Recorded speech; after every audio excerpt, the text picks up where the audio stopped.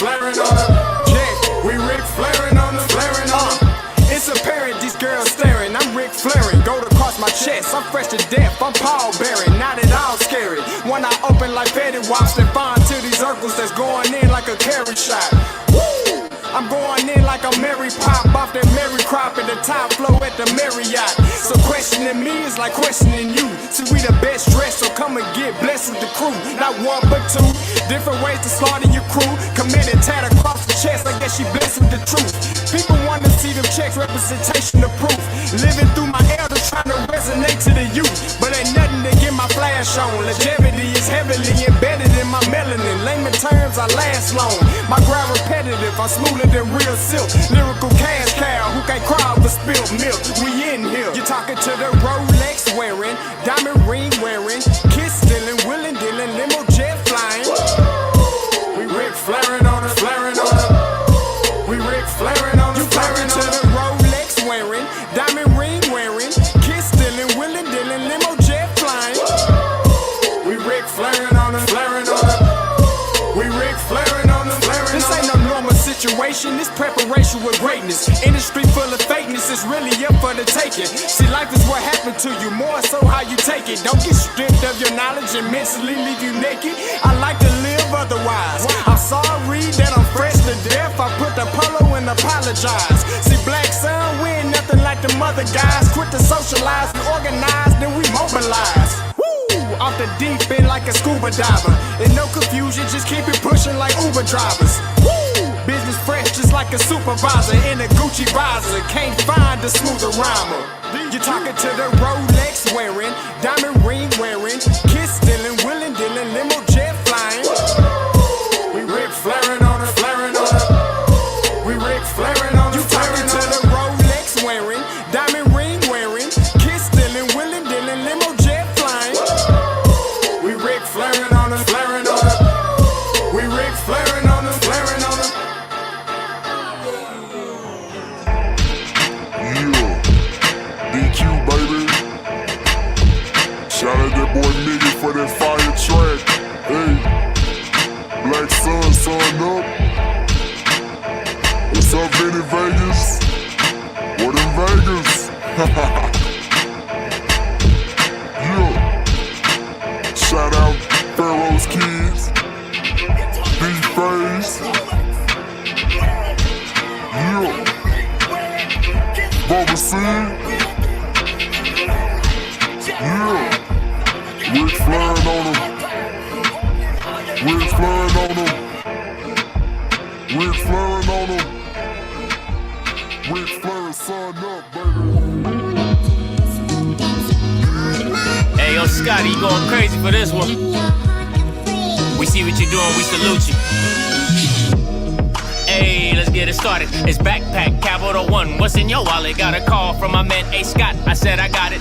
Love that you highlighting all of these black colleges. Try to pay me for doing this. Look, bruh, if you don't get off my line with that foolishness, voice of the swag, pull up where you at, no cap. If the Brody is speaking the soft facts, my advice, tune in to every show. Captain Petty, but we know that the sergeants are with the smoke. Speculate, just tell me what is we doing. Get into it, okay, look, I'ma say this and keep it moving.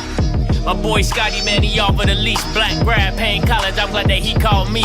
Walk it, cause we all been taught that talk is cheap. Even primetime knows Scott for the HBCU streets.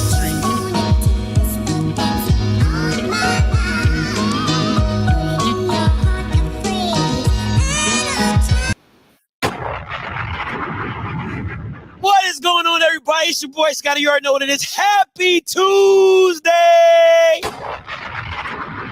Listen, I'm gonna tell y'all right now. If y'all come in with that Dallas mess, I'm not happy. So listen, that was on, what was that? Sunday. That was on Sunday. It's the past. We're past that, okay? We are past that. Let's move forward amicably. Okay? Let's move forward amicably. That's all I'm saying. All right, I don't want to hear, I don't want to see none of it, okay? I don't want to see none of it. Let's move forward amicably. You know what I'm saying? That's all it is. That's in the past, okay? We are in the present Tomorrow's a gift. Okay. Listen, let's just move past that. Okay. Don't play with it. Don't play with it. Don't play with it. Don't play with it. All right, don't play with it, man. I'm not there. Okay, I'm not there. Listen, I'm gonna tell y'all right now. Whoever texts me on that number on Sunday and Monday, I didn't respond to you because I'm not about to entertain your foolishness. I'm not about to entertain none of your foolishness. So if you like, oh, Scotty, I got your message. Okay, I want to be very clear. I got your message. I did not respond. I didn't respond. Okay. Yeah, I am snowed in. I'm snowed in. Yeah. So yeah, it's gonna be a lot of shows today. I ain't got nothing but time. So I'm snowed in. You know what I'm saying? The kids upstairs, they snowed in. So everybody up in this crib. So but yeah, so there's gonna be some other shows going on too. So but today, listen, we're doing a live reaction. We're past the Cowboys. We're doing a live reaction of the Board of Trustees. I am going to show it because what happens is FAMU didn't upgrade the Zoom link. They ain't about to have 1,000 people on that joker. But I can show out 1,000 people over here. Okay, so I'm already logged in. I'm ready for that junk to pop off. Once it pop off, I'm gonna share the screen and we gonna hear where it's going from there. Okay, so if you can't make it into the Zoom meeting and get in the chat, you are more than welcome to come over here and get in the chat. Okay, you are more than welcome to get in the chat. All right, so appreciate that. Listen, let me go over some quick stuff real quick before we get into it. Oh, okay. Let me tell you this story, right?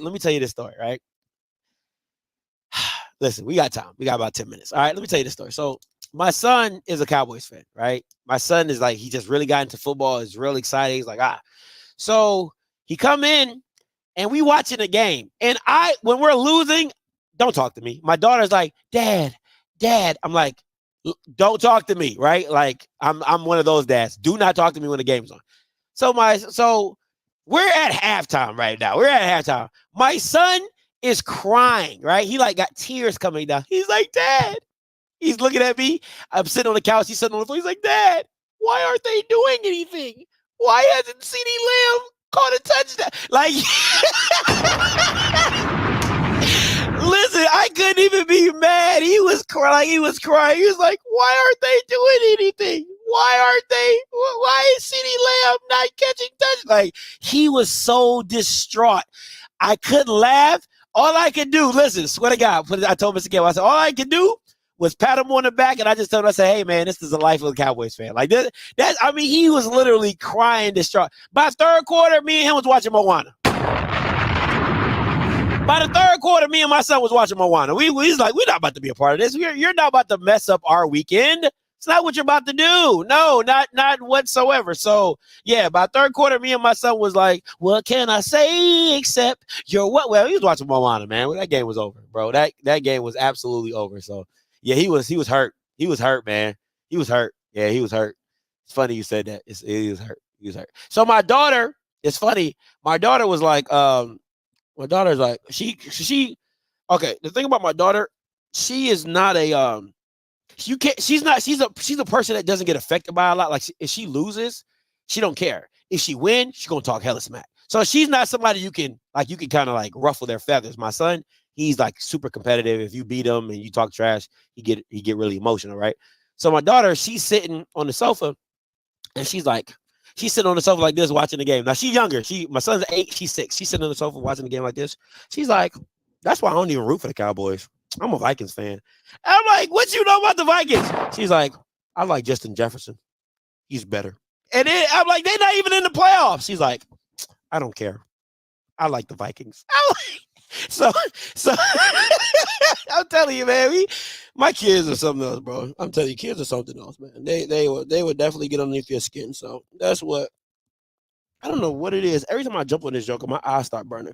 But yeah, she says she a Justin Jefferson fan, so she like Justin Jefferson. So, as long as she watching football, I'm cool with it. I don't care who she like. You know what I'm saying? Now my son going somewhere different. I gotta pass that down. That's I gotta pass that tradition down to my son. Because listen, I'm gonna be honest, all my kids when they're born have been wrapped up in Cowboys jerseys. That's a family tradition out here, baby. Like when all my kids that have been pushed out, they have been wrapped. First thing they ain't in no Cowboys jersey, baby. Got pictures of all of them. Got pictures of all of them. So that's what we do. So I gotta find the right jersey this year because I can't do that. Yeah, he ain't it. He ain't it. But anyway, so that is what it is. Let's go over this real quick before I want to give a quick recap. You already know what it is. Board meeting, special meeting. Listen, listen, I love these. I told y'all niggas. Y'all thought I was playing, but I told y'all these Bama's know everything. I swear to God, they like the FAMU Leviathan. Like they are everywhere. I don't even know. This can't be one individual person. This has to be like a group of ninjas, like V for Vendetta, right? Like if you ever see that movie, I love that movie. You see the part of V for Vendetta for everybody got the mask on and everybody out here walking around, and that is these Bama's right here. The blog and the amplified version of these Bama's. Like, you gotta love this, man. Like, people are, listen, Bama's are so sensitive. It's so irritating. And then people calling people weirdos. But roughing the swag probably has to be the most mentally draining thing. There's listen, people talk about Real House or Housewives or whatever. But there are grown men and women on a freaking Facebook group talking about people. It's ridiculous. People want to call people weirdos, and you're grown-ass men and women over the age of 40 shooting slugs at people's wives and kids, and it's ridiculous. Nobody has the right to say nothing. Nada. And y'all don't even be talking football in that joke. Y'all just be out here just saying the wildest stuff. But anyway, the FAMU AD, I love it. Bro, I absolutely love this. This is my entertainment on Twitter. He said the FAMU AD pulled up early to Lee Hall this morning in advance of the president's senior leadership team meeting. She typically runs late despite living down the street this morning. However, listen, you know people like this. Let's not play this game like we all don't know somebody like this, right? You be like, yo, you always late. You're always late. But today, when the CEO come, or when the VP come, or when you got an inspection, they early. They want to walk around getting coffee for everybody. Would you like coffee, John? You don't even be here at 9 o'clock. You'll be strolling in the door at 10:15. We all know Bama's like this. Stop. Come on, man. Like, this is the thing that be killing me. People act like this stuff ain't true. Like, these Bama's, hey, come on. You know what it is. You've been late. I can't say it's a fact because this is somebody's opinion. But clearly, they've been scoping you. And if they weren't scoping you and if you weren't late, they wouldn't have nothing to say. You get what I'm saying? Come on, Maya. You know what it is. We all been here. You got that per your supervisor, and they like, oh, Scotty, I need you in early. I'm like, nigga, you don't even be in early. You want me to come in at 8:30? My shift start at 9. You don't even be here at 9. Come on, man. Stop it. Stop it. People on Twitter talking about bringing a black woman down and, this is some weirdo behavior. I'm like, come on, man. Like, y'all got to stop it. Facts is facts, man. Facts is facts. All right, let's get into this before we get going. Hey, listen.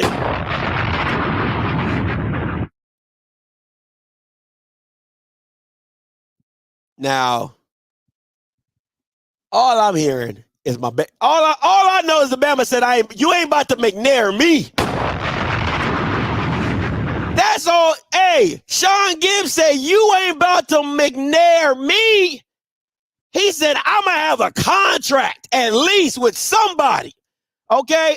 You was not about to Fred McNair me. That is about to be the new theme for HBCU coaches. Hey, you ain't about to Fred McNair me. That's about to be a whole thing in itself. Okay, my man said, I'm about to go get this money.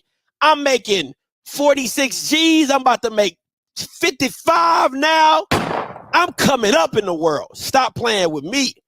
Okay, so my man said, I'm about to get paid. All right, you ain't about to have me out here in the wilderness trying to figure out if I got a job or not. No, ma'am, no ham, no bacon. Yeah, that ain't about to happen. Okay, so anytime your coach in between jobs, Bama's gonna be like, you ain't about to Fred McNair me. I'm about to get paid. I'm about to get paid. Okay, I'm about to get paid. So my thing is this. I'm gonna tell you this right now. If she come into this meeting and she chooses Cozy, this is my theme song for the year. I know you ain't gonna let somebody come and punk you, huh? Stand in front you, huh? Straight up run you, huh? I know you was doing all that talking. Oh, you've been stomping around like you big woman on campus. I ain't gotta interview nobody. I'm interviewing 2 people, and my guy gonna get the job. And if I hear you on this board of trustees meeting and you choose Cozy, I know you ain't gonna let somebody come and punk you, huh? Stand in front you, huh? Straight up run you, huh? I know you ain't gonna let nobody come and punk you. I know you ain't about to let nobody come and run you. Nah, you can't go out like that. Nah, I ain't gonna respect that. I ain't gonna respect it. I can't respect it. I can't listen. Listen, if you gonna go down swinging, go down with the shit. If you feel you big bad break, listen. I'm about to say Tiffany. Hey, that's your name. Listen, Tiffany. If your boy Sean Gibbs to get the job, you still nominate that ninja. You feel me? Don't let nobody come and. I know you ain't gonna let somebody come and punk you, huh? Stand in front you, huh? Straight up run you, huh? I know you ain't gonna let that happen. I know you ain't about to let that happen. You ain't about to do it. You ain't about to do it. I'm just saying. Don't let nobody come and punk you, huh? Come and run you, huh? Straight up front you, huh? Don't let nobody, huh? Nah, come on, man. You from Grambling. You a Grambling in love. You know about that juvie? You know what I'm saying? Let's go down with the ship. That's how I say, go down with the ship. Go down with the ship. You better not walk your light skin behind up in there talking about something. I'm gonna go with Cozy. No, you ain't want to go with Cozy. No, you ain't want to go with no Cozy. You ain't even interviewed a Bama. Talk about I want to go with some Cozy. Nah, you wanted to go with Gibbs. You better. Hey, you. I know you've heard some things. Come on now, stand on business. Stand on business. I know you heard some things about my coach accepting a extension, but if you look here in Article 5, I'm still Oh, here we go.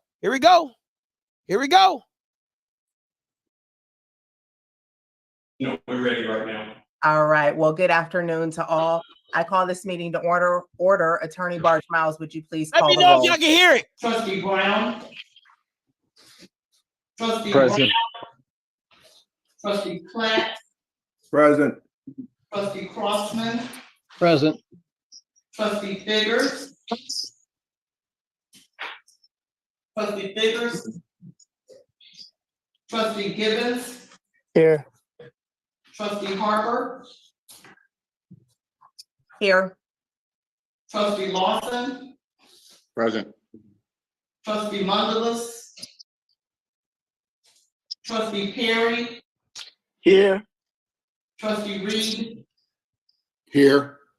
Trustee Stone. Present. Trustee Washington. Here. Trustee White. Here.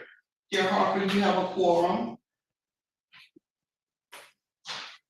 Thank you, Attorney Barge Miles, and Happy New Year to all and happy belated MLK Day to all as well. Our first order of business is to hear comments from the public. Typically, public comments are on the agenda when there is an action item and it's limited to 15 minutes. Although there are no action items on today's agenda, we do value the input of stakeholders. So each person will be recognized for the purpose of public comments, and you shall limit his or her comments to agenda matters currently before the board. If you The guys speaker want shall to give his up or here her in the name top left and in that limit green, their that remarks dark to olive. 3 minutes. All remarks shall be addressed to the board as a body and not to any member thereof, nor to members of the audience. Attorney Barge Miles, did anyone sign up for public comment? Yes. Lakeisha Gaines. Ms. Gaines, you are recognized. Good afternoon, everyone. As she mentioned, my name is Lakeisha Gaines, and I am a proud fourth-generation Rattler with the fifth generation of children and cousins that are at Florida A&M at this time. Are you ready for my comments, Harper? Yes, ma'am. Excellent. I cannot sit on the sidelines at this time and not weigh in on the support that I have for athletics. I think today isn't just about me being a passionate advocate for the heart and soul of our institution. It's about being an advocate for athletics. Our journey is more than the games. It's more than the celebrations. It's about the legacy. To me, it's about the tradition and the courses that are through our veins. It's about shaping not just today, but tomorrow to come. You know, for me, it's about having the strike tour at my home. As a stakeholder, I've hosted the strike tour at my home multiple occasions, raising more than $75,000 in 4 hours, many of the participants being non-FAMU guests. As a Jake Gaither stakeholder, consistently, my family and I, we purchased Jake Gaither packages at $25,000 to support athletics. As a FAMU NAA lifetime member, as a Miami-Dade member, I'll say to you today, as a former executive of a Fortune 50 company and a successful business owner who entertains and ensures many athletic directors around the country, many professional athletes, as well as many athletes around the world, I will say to you that it is more important for us to support athletics. It's about the emotional and spiritual support that makes FAMU a family for me, because we're bound by our shared experiences. We're bound by our trumps, but we're also bound by our challenges. Our unity is our resilience. And that's what I think we have to have. It defines us, because in this time of adversity, in this time of change, in this time of challenge, it's not just about survival. It's about thriving. It's about how do we stand as Rattlers. So to me, I say, let's not talk about it. Let's be about it. Let's continue to stand with our Rattlers. Let's continue to stand with athletics. Let's continue to stand with our students. In conclusion, I'll say this. Our actions are more than the sentiment of our hearts. It's about not talking about it. It's about being about it. It's about writing the check and being in the stands to support the students. Because at the end of the day, those students become professionals. Those professionals become advocates, and those advocates are what keeps Florida A&M alive. Those are my comments, President Harper. I stand with athletics. Thank you, Ms. Gaines. I can't take on the title of president. There's somebody much smarter than me, but I certainly appreciate your comments. Next, Attorney Barge Miles. Jeremiah Pruitt. Mr. Pruitt, you are recognized. Is that a player?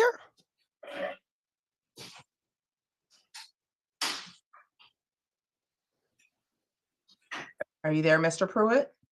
He's not there. Junior Naratovic. Oh, that's a player.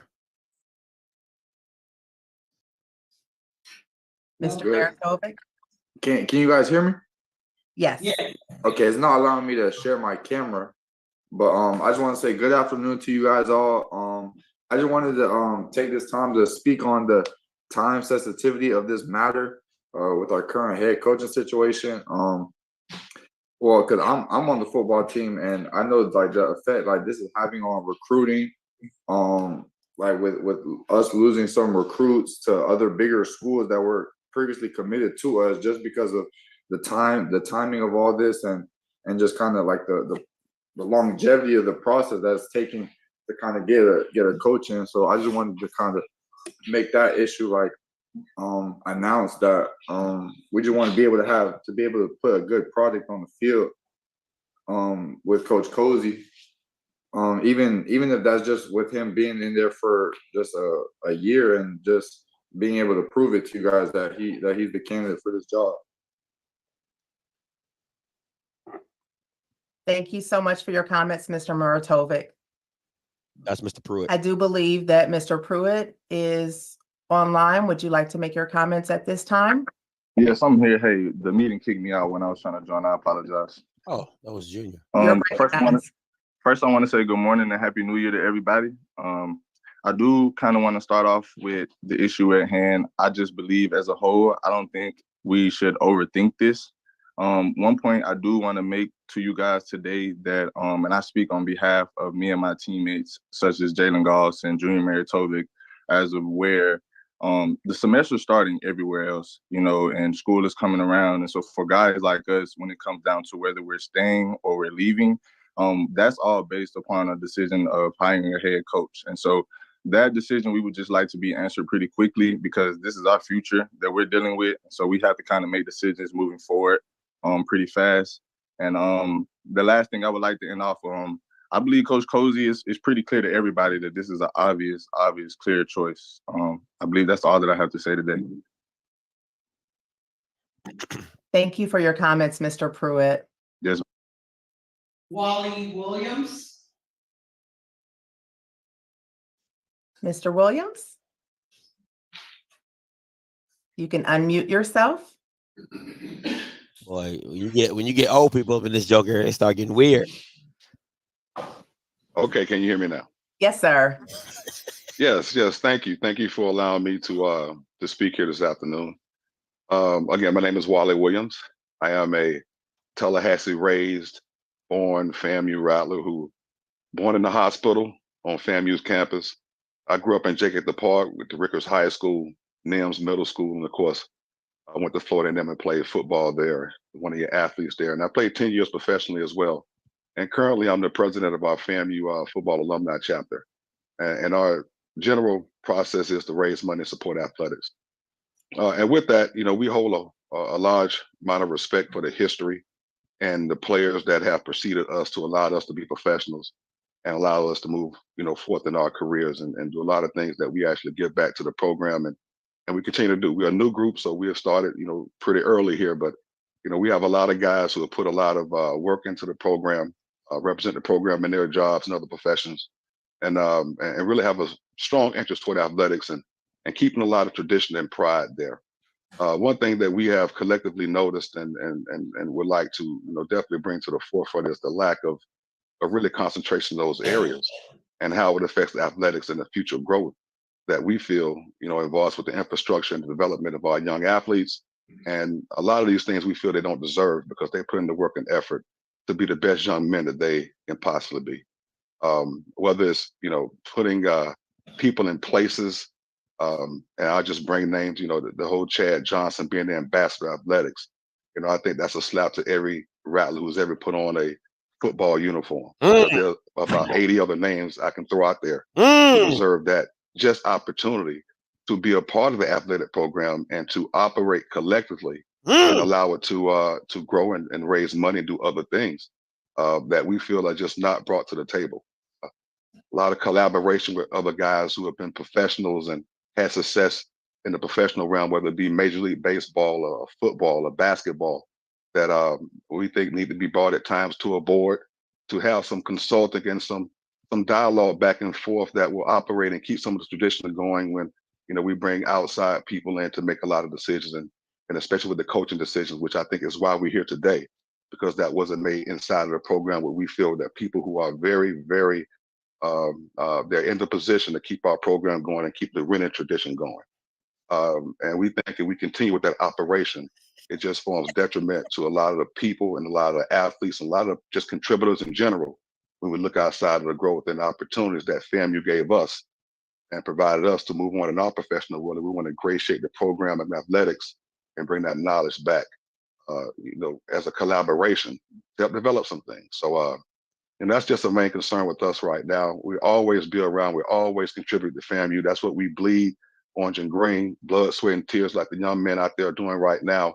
We want to make sure we provide those guys with the best opportunities. Mr. Williams, your time is up. Thank you so much. Thank you. Thank you. Thank you, Mr. Williams. Jalen Goss. Mr. Goss, you are recognized. Good afternoon. Today I come to you guys on behalf of me and my teammates. And I want to start by saying, you know, I feel like as if every day that we don't have a coach, it's kind of like I feel like we're we're falling behind our competition. Just with in the steps of recruiting or just structural workouts and and things that should be kind of underway as of right now. I'd also like to share that as with this whole coaching situation, we plan to, as a team, we plan to keep what we have. We want to be able to run it back, to be able to bring back another national championship. And in order to do that, I feel like we will need a coach so we could keep the coaches that we have now, the other assistant coaches, to keep them where we have them, so we can have the tools and the people that we have to run it back. And I also want to just speak on the football program just as a whole. I feel like our program is not broken on or off the field, and that we strive every day to be better person, just to be better people, whether it's in our everyday lives, academics, or on the football field. But and thank y'all. Thank you for the talk. Thank you, Mr. Goss.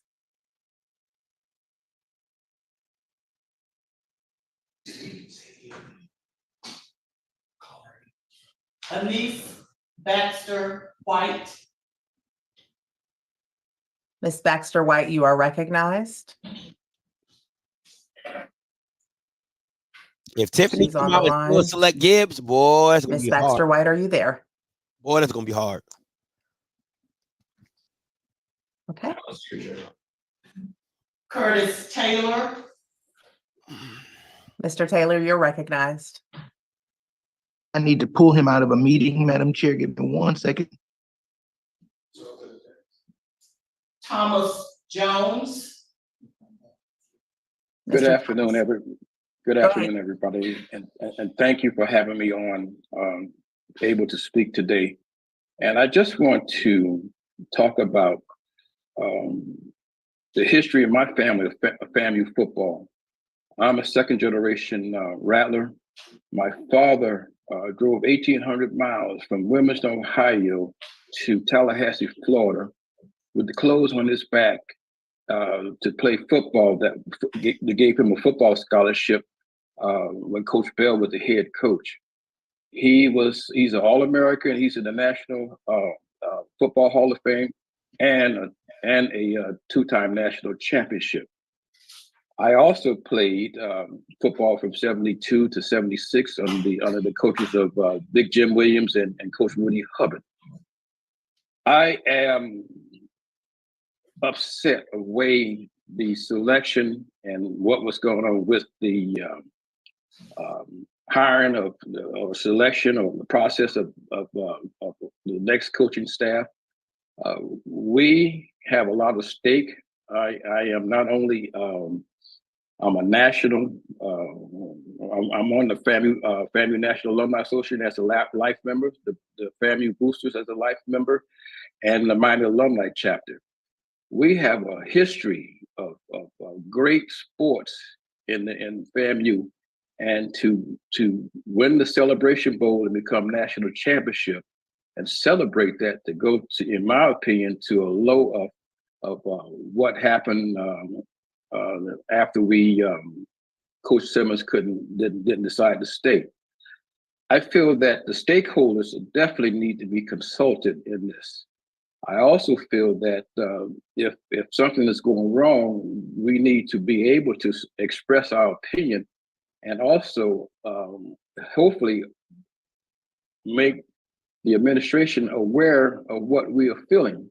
The call was sent out to give money. That call was matched, but then there was no call to give us any updates of what we're going to do for our next coaching staff. So I am in favor of a process. I'm in favor of Coach Rowe, Billy Rowe, but I also want to make sure that the coaching staff is kept in place so that we can continue the history that we have developed in the national championship that we made this past season. And like Coach Hubbard said, if it's not broken, let's hire somebody from the inside. Unless there's some other problems, APR problems or something that we don't know about, I just want to make sure that And that the university does the right thing. Thank you, Mr. Jones. Your time is up. Thank you so much. What is going on and on like? Thank you, Mr. Jones. And if you could mute yourselves if you are talking. Attorney Barge Miles. Curtis Johnson. Good afternoon and greetings to the FAMU Board of Trustees, Chair Harper, Vice Chair Gibbons, entire Board of Trustees, President Robinson, senior leadership, faculty and staff, and Vice President of Athletics, Ms. Tiffany Dawn Sykes. I come before you today as the president of the Florida A&M National Alumni Association. One of my primary responsibilities as president of FAMU NAA is to be the voice of the alumni body and to convey their collective views and opinions concerning issues related to our beloved Florida A&M. Over the past couple of weeks, the alumni have spoken in many languages: pride, championship, support, confusion, and even disappointment. It has always been the mission of the FAMU NAA to support all students of FAMU through recruitment, financial support, retention, and connection after graduating. And it's a mission that we are currently providing through our national scholarship to the tune of $150,000, our SOS scholarship, which approximately has been about $60,000 disbursement this year, and the 80+ chapters of the FAMU NAA that raise funds to support their local students attend Florida A&M University. When the call came from 80 sites to raise funds to support a campaign to secure funds for FAMU football coaches' compensation, the alumni rallied over the Christmas holiday in a span of approximately 72 to 96 hours to raise $140,000 to secure FAMU NAA commitment of $25,000 per year for 3 years, and to help offset the coaches' compensation and to assist AD Sykes in this area of budgetary challenge. This exemplifies the pride, championship, and support of Rattler Nation. The confusion and disappointment comes in that while we recognize that AD Sykes has the authority to make athletic hiring decisions, no shared communication of the hiring process for the head football coach or transparency with key stakeholders not only led to confusion, but downright disappointment from these stakeholders that have continuously supported the efforts of athletics. At the very least, the stakeholders could have rendered insights, comments, and even sentiments of the collective bodies we represent. As a leader, the one thing that helps us leaders be better leaders is communication and information. The more you have, the better the process of taking facts from all sides and having to make the best decision in that moment. The lack of collaborative communication with the FAMU NAA, which is the collective voice of the alum, compelled a vote of no confidence in the leadership of Ms. Tiffany Dawn Sykes as the leader of FAMU athletics. As stated in the letter dated January 11, 2024, to Dr. Robinson, AD Tiffany Dawn Sykes, and to the BOT, we the alum await the vision of the university and athletics on how we move forward together from here. Johnson, your time is up. Thank you. Thank you. Thank you, Mr. Johnson. Curtis Taylor. Good afternoon. Good afternoon. I'm Curtis Taylor and the proud president of the National Rally F Club. And on behalf of our board members and supporters, we thank President Larry Robinson and the Board of Trustees for this opportunity to address the hiring of our new head football coach. First, the National Rally F Club was started in 1989 by FAMU former athletic director Coach Hansel Tooks, with former Rattler football greats, including Purcell Houston, our first president, Sammy Marshall, and Curtis Miranda, 3-time All-American at FAMU. The goal then and remains the same today is to support all sports at FAMU. Over the years, we have donated over $1 million to support FAMU athletics. Annually, we support course summer salary, investing in champions, summer scholarship, Hall of Fame blazer, women's sports, Marching 100, Atlanta Awards Gala, football reunion, and other programs. In 2023, we sponsored the first reception for senior athletes and supported the National Student Athlete Recognition Day. In addition, we have over $130,000 in our scholarship endowment fund at FAMU Foundation.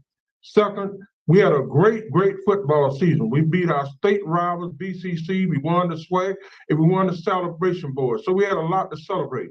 To help keep Coach Simmons here, the National Rally F Club committed to providing $50,000 for the next 3 years towards Coach Simmons' salary. After all the victories and support, somehow, we still lost our head football coach. And because of all of the communication going out about bringing in an outside head football coach, we're now losing our assistant coaches and our players. We just lost one of the greatest recruiting coaches in Florida, in South Georgia, and South Alabama. Thank goodness he's going to be with Prime Time in Colorado. Third, we recognize that the 80s is her decision to choose a head football coach. However, we believe that we currently have excellent coaches on staff from which to choose. We will increase the likelihood for continued success, continuity, and stability with the football program in 2024 and beyond. Fourth, we believe it will be extremely beneficial for all major supporters of FAMU, the National Rally F Club, the National Alumni Association, the FAMU Boosters, and the 220 Club to have input and be involved in the selection process of choosing our next head football coach. Finally, today, we encourage the Board of Trustees, President Robinson, the athletic department, and all our supporters to do the right thing and hire Coach Billy Rose. Your time is up. Thank you very much. Thank you, Mr. Taylor. Vanessa Byers. Ms. Byers, you are recognized. My question is this. Ms. Byers? My question is this. How do you, if you're Tiffany Sykes and you hear people talking about you like this, how do you, if I see you in public, it's on site.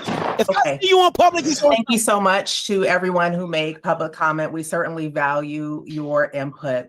The purpose of this meeting today is to provide an update on the head football coach. VP Sykes, you are recognized. Here we go. Thank you, Chair Harper. At this time, I will provide the Board of Trustees with the status of the FAMU football head coaching vacancy. Upon learning of Coach Simmons' decision to pursue another opportunity, I began outlining my vision for FAMU's 19th full-time head football coach. After establishing my vision for this role, based on what I determined to be programmatic needs on and off the field, I met via conference call with the FAMU Football Leadership Council. I also took calls from individual football players to find out what was important to them in identifying our next head coach. I immediately began a search. It was important to me that the search be comprehensive and thorough, yet swift. Lies. I enacted this strategy because I wanted to provide stability to the program and also being mindful of the upcoming National Signing Day on February 7th. I was motivated by the desire to retain all of our talented student athletes, as many coaches as we could possibly retain, and to have a coach identified before the upcoming signing day. A number of candidates were considered for this vacancy. Lies. I received calls, emails, and texts from agents, co-workers, alumni, and coaches referring themselves or others. After reviewing candidates, I narrowed to a pool of smaller candidates and shared their resumes and my feedback on these candidates with Chairwoman Harper and President Robinson. From that, I recommended a candidate for hire to President Robinson, who, after interviewing that candidate, supported my decision. Ooh, she throwing him under the bus. After receiving his support and the support of Chair Harper, who also interviewed the candidate, I began providing individual briefings to the Board of Trustees. While conducting those meetings, unbeknownst to me at the time, this information was shared on social media. Woo! I immediately began receiving calls, texts, emails, and notifications from constituents who were disappointed in the process. I read hundreds of emails from diehard supporters demanding more transparency about the process and inclusion in the process. And I heard you all loud and clear. It is clear to me that we have the same goal. We all want what's best for our student athletes and for our championship football program. Just recently, I celebrated my 1-year anniversary as the athletics director at FAMU. Throughout my first year, many of you welcomed me into your homes, your businesses, your RVs, and even into your tailgate spaces to share with me what it means to be a part of the family. While I've learned a lot, I recognize more than ever that there is more for me to learn. I'm willing to do what is needed to continue developing relationships and building trust with our constituents. I will do so by making sure your voices are heard in this very important process. Moving forward in this process, I will be utilizing a search firm. The firm will begin by conducting interviews with constituents to find out what is important to them and our next head coach. This will be done to give the broader FAMU community an opportunity to be a part of this process. Your valuable feedback will be combined with my vision for the role and the requirements for the job to allow the search firm to identify candidates that fit our collective desired profile. The search firm will then provide me with those candidates I will review, enter, and then recommend selected candidates for the vacancy.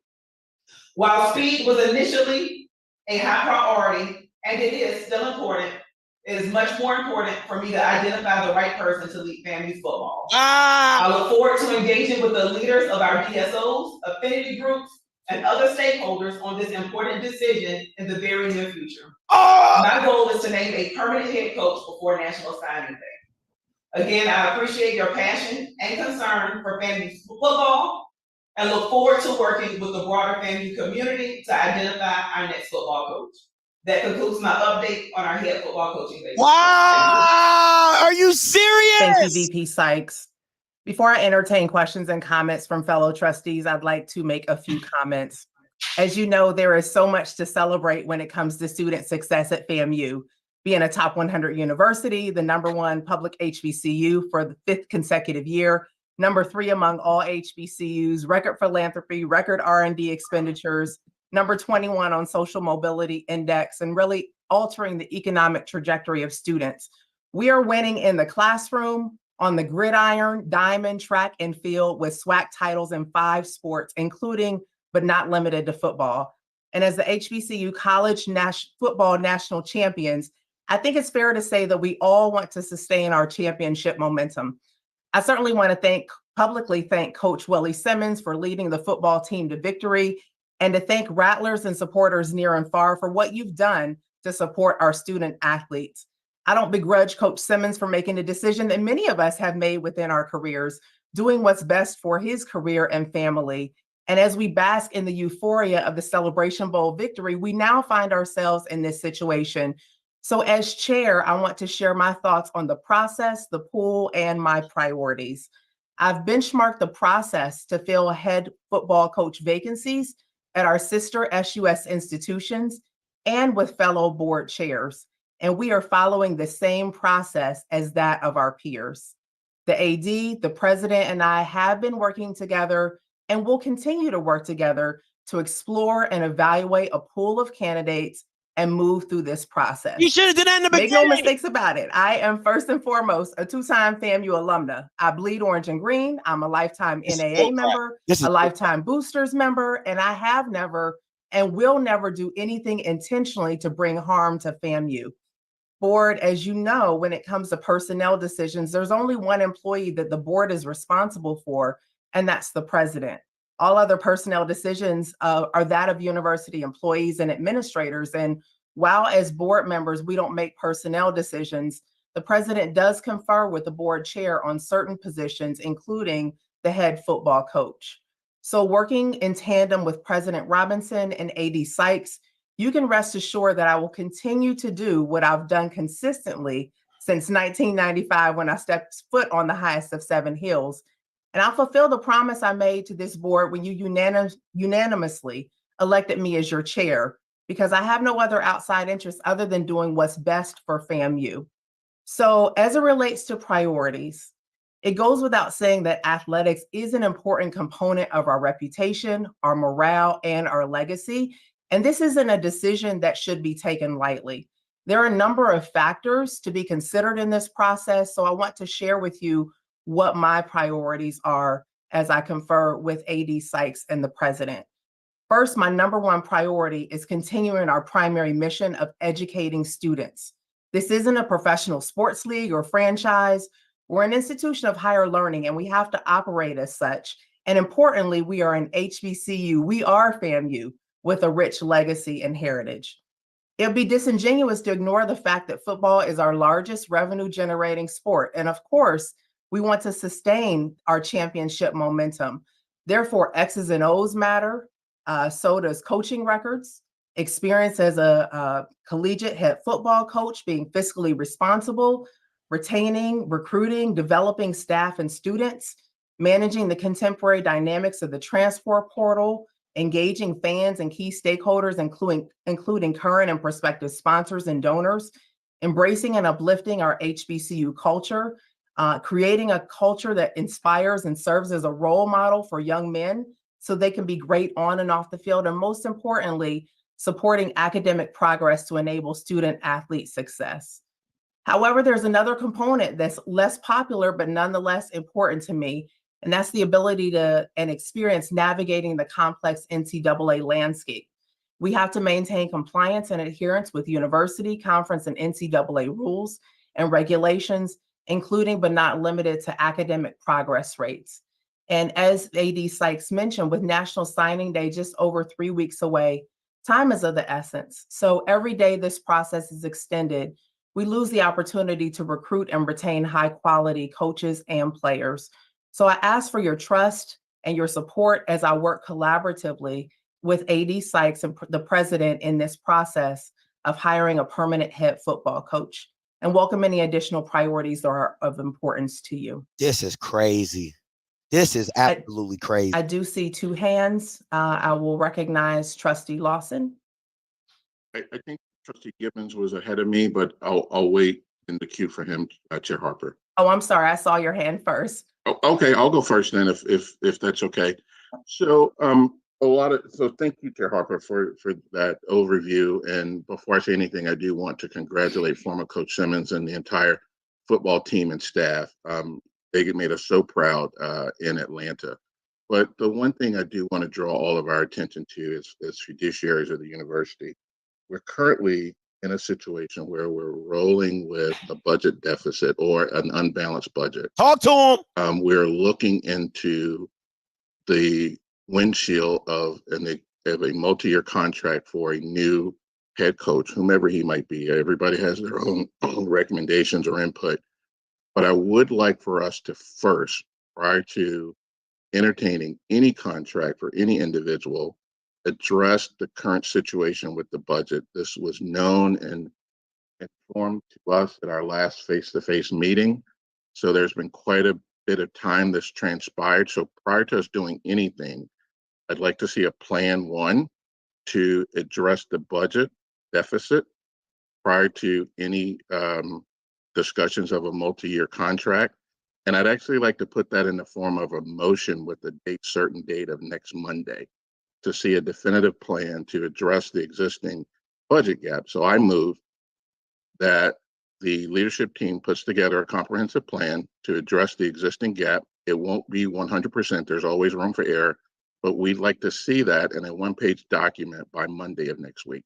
And the reason I'm using date certain is because we've had this knowledge for quite some time. So that is my motion. Second. So it's been moved and seconded. However, I do have a procedural question for our parliamentarian. According to our operating procedures, no matter may be considered at a special meeting that wasn't included in the call of the meeting. Madam Chair, but I think that Trustee Lawson did put that and send it forward. He put all of these issues forth in his email too, and the chair did not put them on the agenda. That's you. That's you, Christy. If I may, Trustee Gibbons, that may be correct. However, the chair sets the agenda along with the president. However, I do believe, based upon what Trustee Lawson said, that is related. And he properly moved it before the board, so the board would have to vote. If I might, Madam Chair, that's for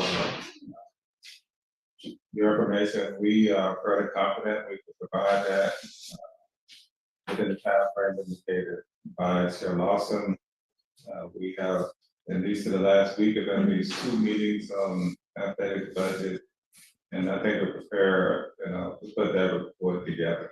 Thank you. Thank you. So there is a motion on the floor that has been moved and seconded. Is there any commentary or unreadiness? Trustee Lawson, would you mind repeating the motion or? Yes, yes, Trustee Harper. Yes, thank you, Trustee Harper, for in that parliamentarial procedural clarification. So thank you. I had a lot to get that word out. The motion simply is to have a one-page overview of the action plan to address our current budget shortfall by Monday of next week, published to all board members for full visibility. Okay. So it's been moved and seconded to provide a one-page overview of the I'm gonna be right back here next Monday. Athletics action plan by Monday. I believe that is January 22nd. Yes. Published to the Board of Trustees. Right. It's not action Trustee plan, it's Harper? a financial plan. Trustee Reed, you're recognized, and then I'll recognize Trustee Washington. I was just confirming it wasn't the action plan for athletics. It was really the financials for athletics. Correct, Trustee Reed. Thank you. Okay, Trustee Washington. That was my clarification as well. Just wanted to make sure we had an update of the current financial status and in that action plan. Okay. Any additional unreadiness? Okay. Attorney Barge Miles, shall we call a voice vote, or he got his doesn't hand require up. a roll call, right?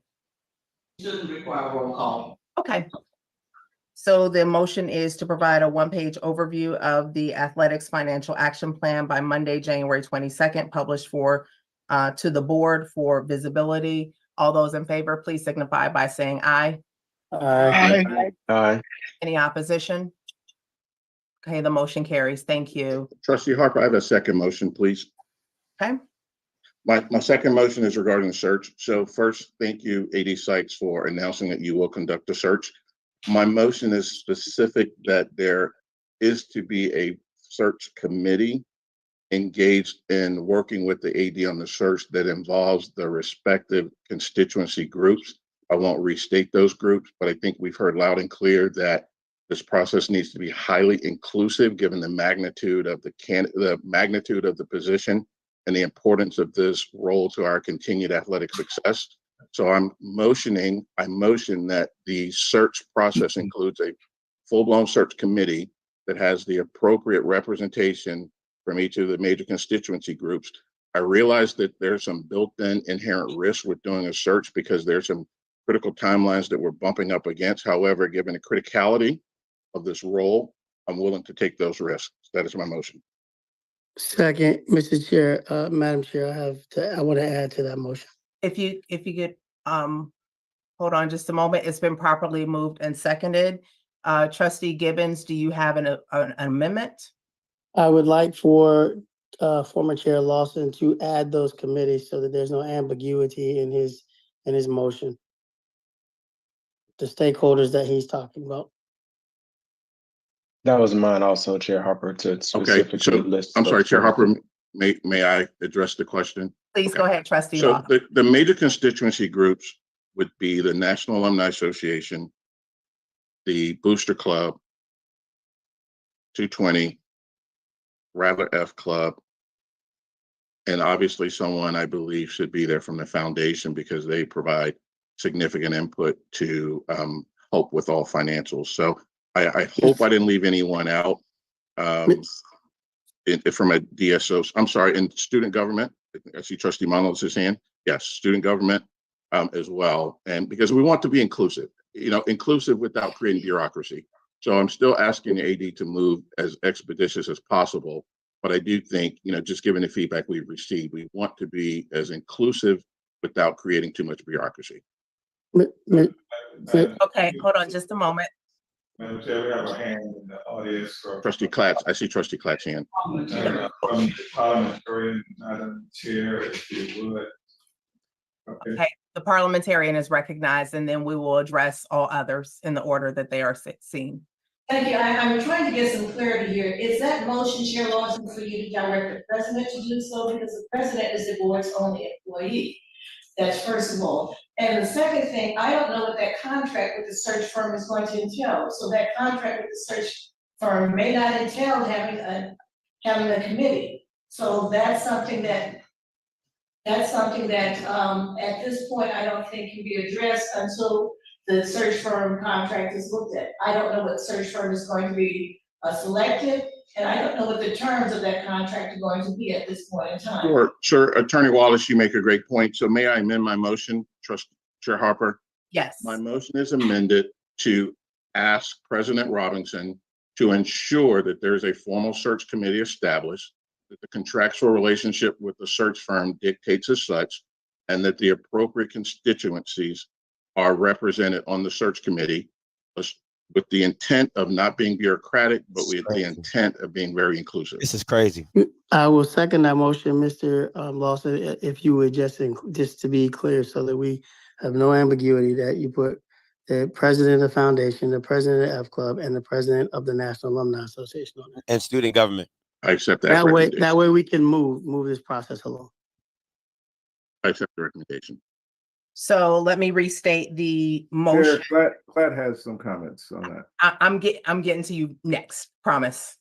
The restated motion is for the president to establish a search committee in concert with the search firm to include, let me go back to my previous notes, to include one representative from the NAA of the following organizations: NAA, Boosters, 220 Club, Rattler F Club, Foundation, and SGA. Is that correct, Trustee Lawson? No, ma'am. I changed the motion. I amended it. I think he accepted my amendment by saying just the president of those organizations, so we can move the process along.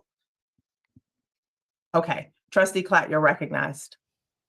Thank you, Chair, and I implore my fellow trustees to make sure that we keep some type of an order in this. Trustee Lawson, I completely agree with your motion and theory. I had a similar motion that I wanted to make, and I want to make sure the chair is aware of that because it kind of overlaps with yours. I would like for President Robinson to have a way for his athletic director. The athletic director reports to the president, not to the board.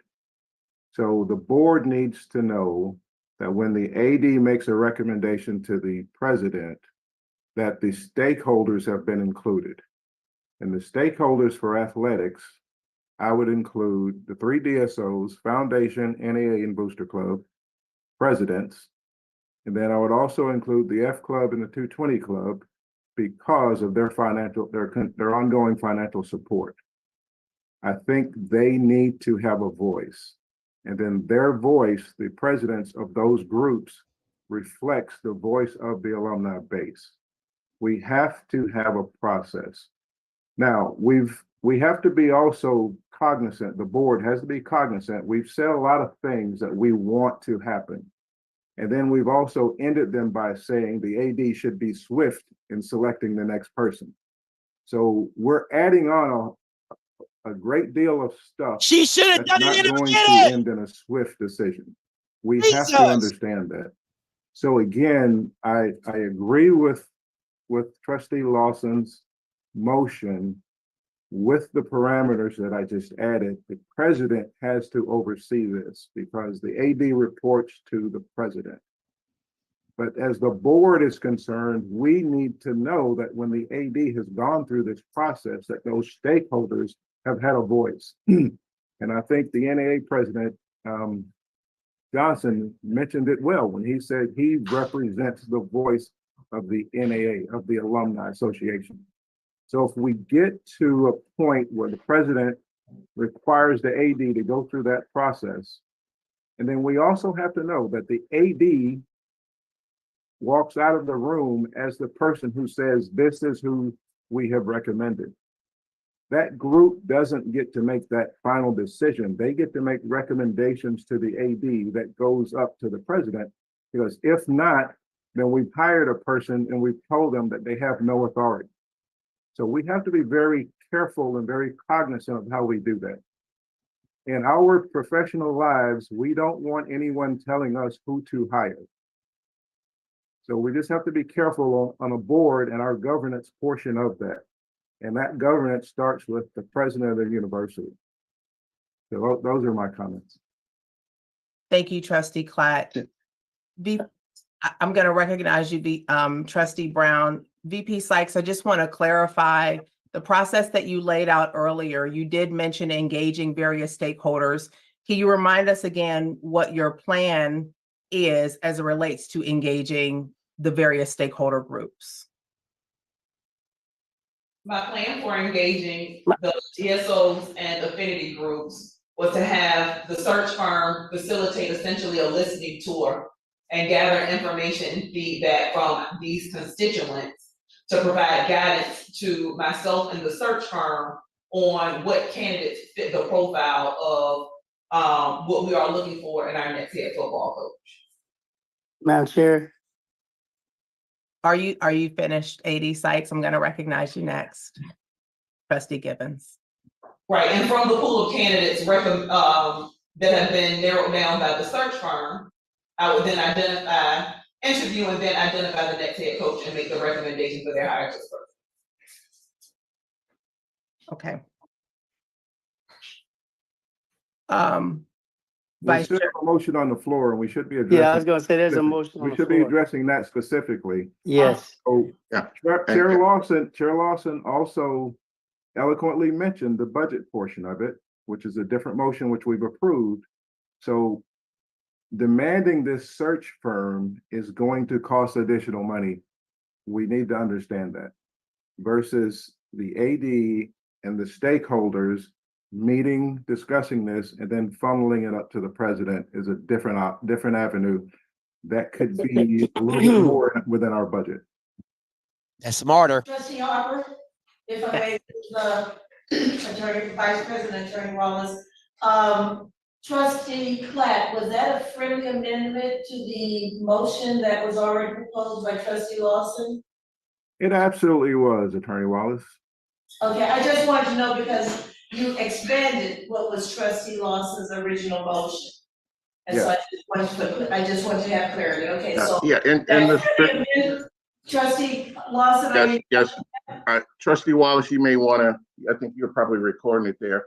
I will accept the friendly amendment because I'm very cognizant of cost. However, there's significant value in using a search firm to bring people to our purview that we may or may not know, as well as to help pull people from existing programs, even though I think we have some pretty good people right there in Tallahassee. I am more a proponent specifically of us having a diverse, inclusive cadre of people around the table to quantitatively score via some type of rubrics each candidate so that we have documentation and record of how each candidate performed throughout the interview / discussion process. In my opinion, that can be done with or without a search firm. I will accept Trustee Klatt's friendly amendment and leave that decision up to the president, but I am firm on a search committee that's inclusive of those individuals that I listed previously. Thank you. Thank you for clarifying. So I just want to clarify that the friendly amendment that you have accepted, Trustee Lawson, is to engage stakeholders from the NAA Boosters 220 Club, Rattler F Club, Foundation, and SGA to be a part of the search process. Search committee. Search committee.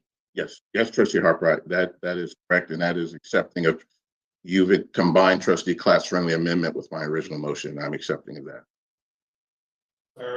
Okay. Madam Chair, because it's a difference between representatives and what I think was originally proposed, the presidents of those organizations. That simplifies the matter quite a bit, since they are the voices, so we don't have multiple people from those entities serving on this search committee. So I would like to go back to Chair Gibbons' original motion, well, I guess, amendment to your motion, Trustee Lawson. Yes, sir. To have the presidents of those organizations to be very specific.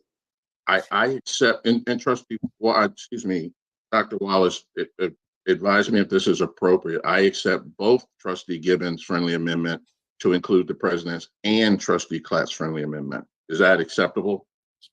So you're accepting an amendment to the amendment, which would be, and let me just remind all the trustees that the search committee is open to the sunshine. Yes, absolutely. Yes. Therefore, no trustees will be on it. So I am accepting of both friendly amendments. Well, SGA can't. You can't, so the one exception, Mr. Chairman, Yeah. Madam Chairman, will be the SGA president, yes, yes. So I thank you for clarifying that. I do want to recognize Trustee Brown. He been waiting. Hey, I want to just add, Trustee Lawson, one of the other stakeholder groups, the faculty have been engaged with athletics. There's a representative already. So regardless on how it is done based on the language that we're using, I just want to make sure that there is faculty representation. For what? Based on your last comment, Dr. Robinson, I don't know if that would, I don't know how that would be appropriate. And if that same exception would be what it was for SGA, but either way, I just want to make sure that there's representation from the faculty in the proper way. For what? We have the advantage of having a faculty athletic representative already selected, and so yes, about that matter very much. Yeah. Thank you so much. So, Trustee Lawson, do you accept that friendly amendment to have the faculty representation? Yes, also? I do. Thank you. Trustee Harper, I do accept. Freaking God. And Trustee Brown, thank you. Stupid stuff. Trustee Gibbons, your hand is raised. Okay, maybe that's historical. Okay, so are there any additional comments regarding Is the a white man gonna say search something? committee? Come on, white man. I do want to just offer this comment. Since we operate in the sunshine, once we have a committee and engage in interviews, it will likely shrink our candidate pool.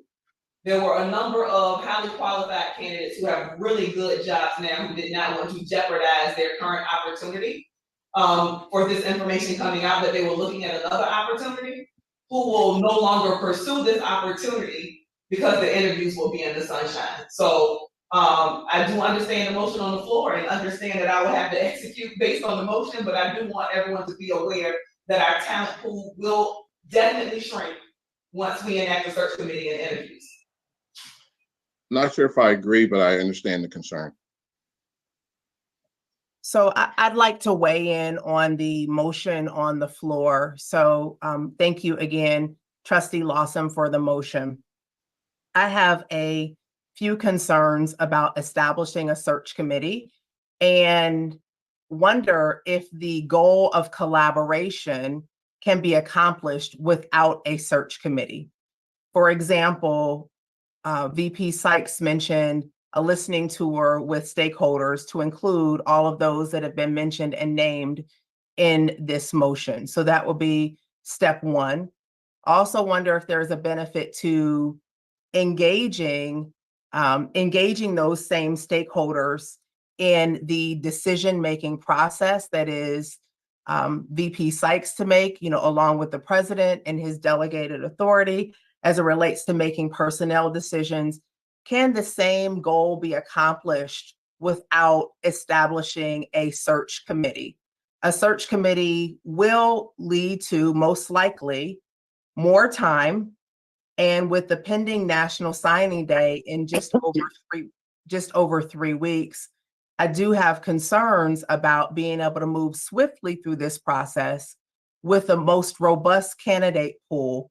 And so what I'm questioning is, can collaboration be accomplished without a search committee? And it goes back to what I heard Trustee Klatt say is around ensuring that stakeholders have a voice.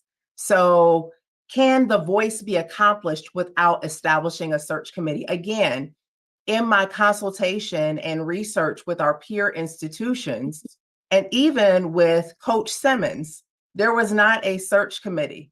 The AD at the time made a decision on who the coach would be.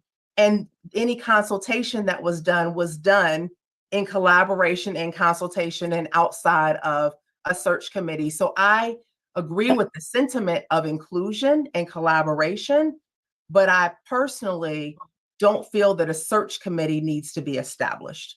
I do see Trustee Klatt's hand and then Trustee Brown, and then I'll go in the following order. Madam Chair, I've been waiting for a minute.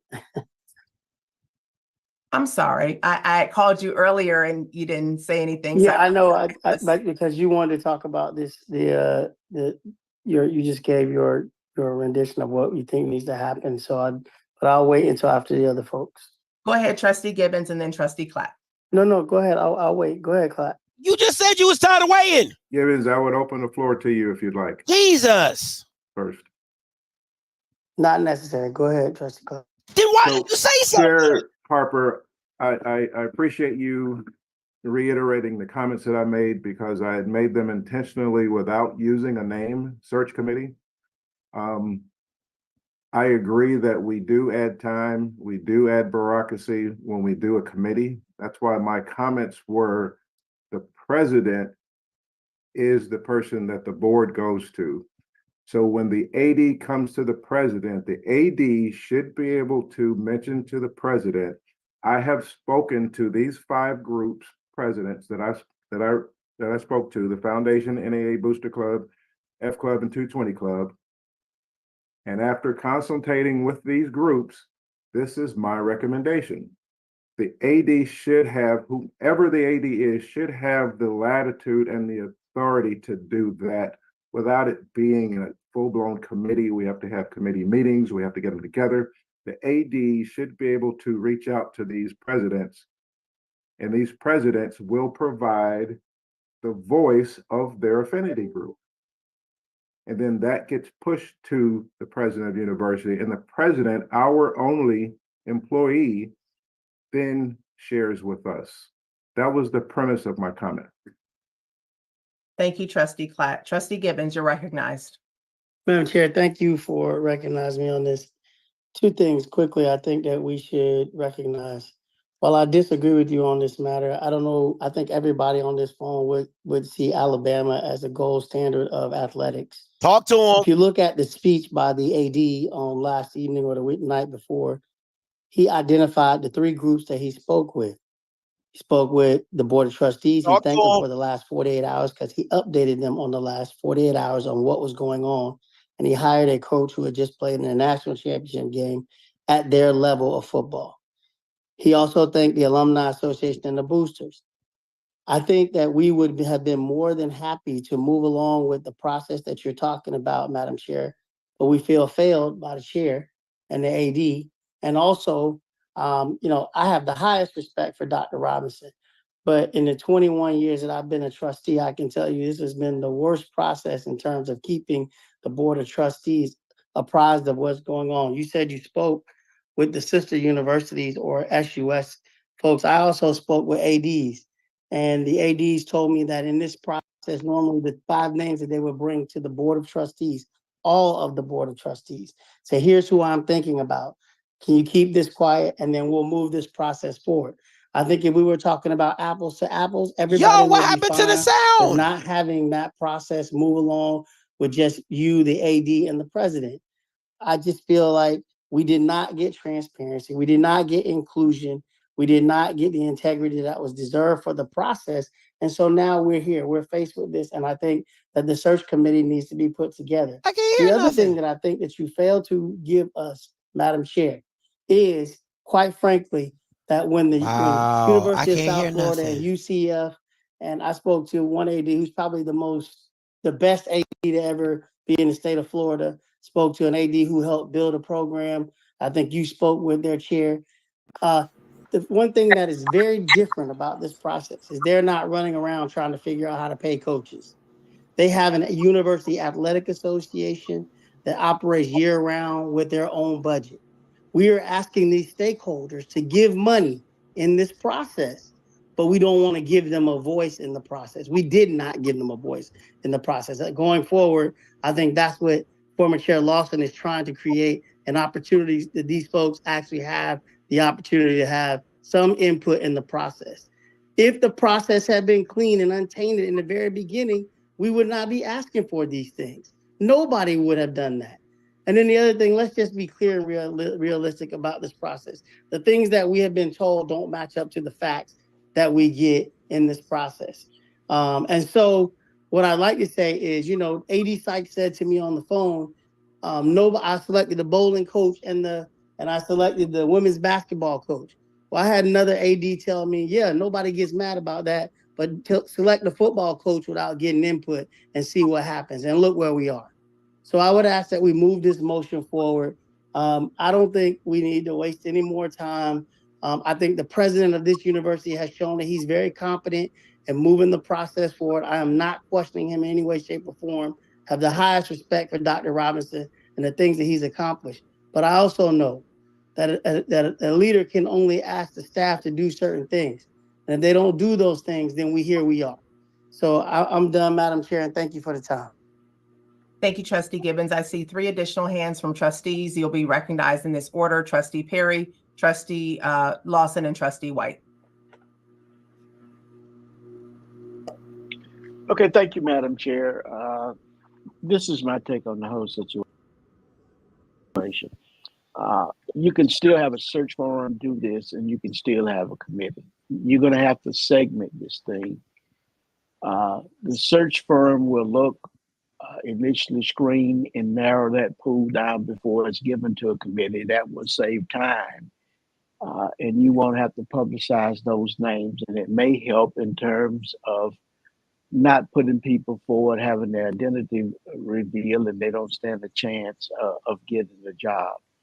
That's a way that you can do it. And then when you get down to a final 3, then you can bring in and get input from those individuals. The biggest problem and the lesson that we should learn from this whole thing is this. 1, how did we get to this place? How did we lose a coach that did what Sims did? And what did we do or try to do to retain him? Come on. We can't answer that question. Come on, now, Gary. But as we move forward, we need to look so we won't be in the same place again. The second thing we need to do is a process that we can memorialize so this won't change from AD to AD as to how we will go about selecting a head football coach or someone else. We need to memorialize that process by a policy so that it will be plain and clear. I just hope that we've learned from this because trust has to be rebuilt. There's been a lot said. Some of it's true, some of it's not true. But we need to look at the process and we need to learn from the lessons. Thank you, Madam Chair. Thank you, Trustee Perry. Trustee, did I say Lawson next? Yeah, I think so. So Trustee Harper, Chair Harper, thank you. You got a tough job today trying to keep all this in line.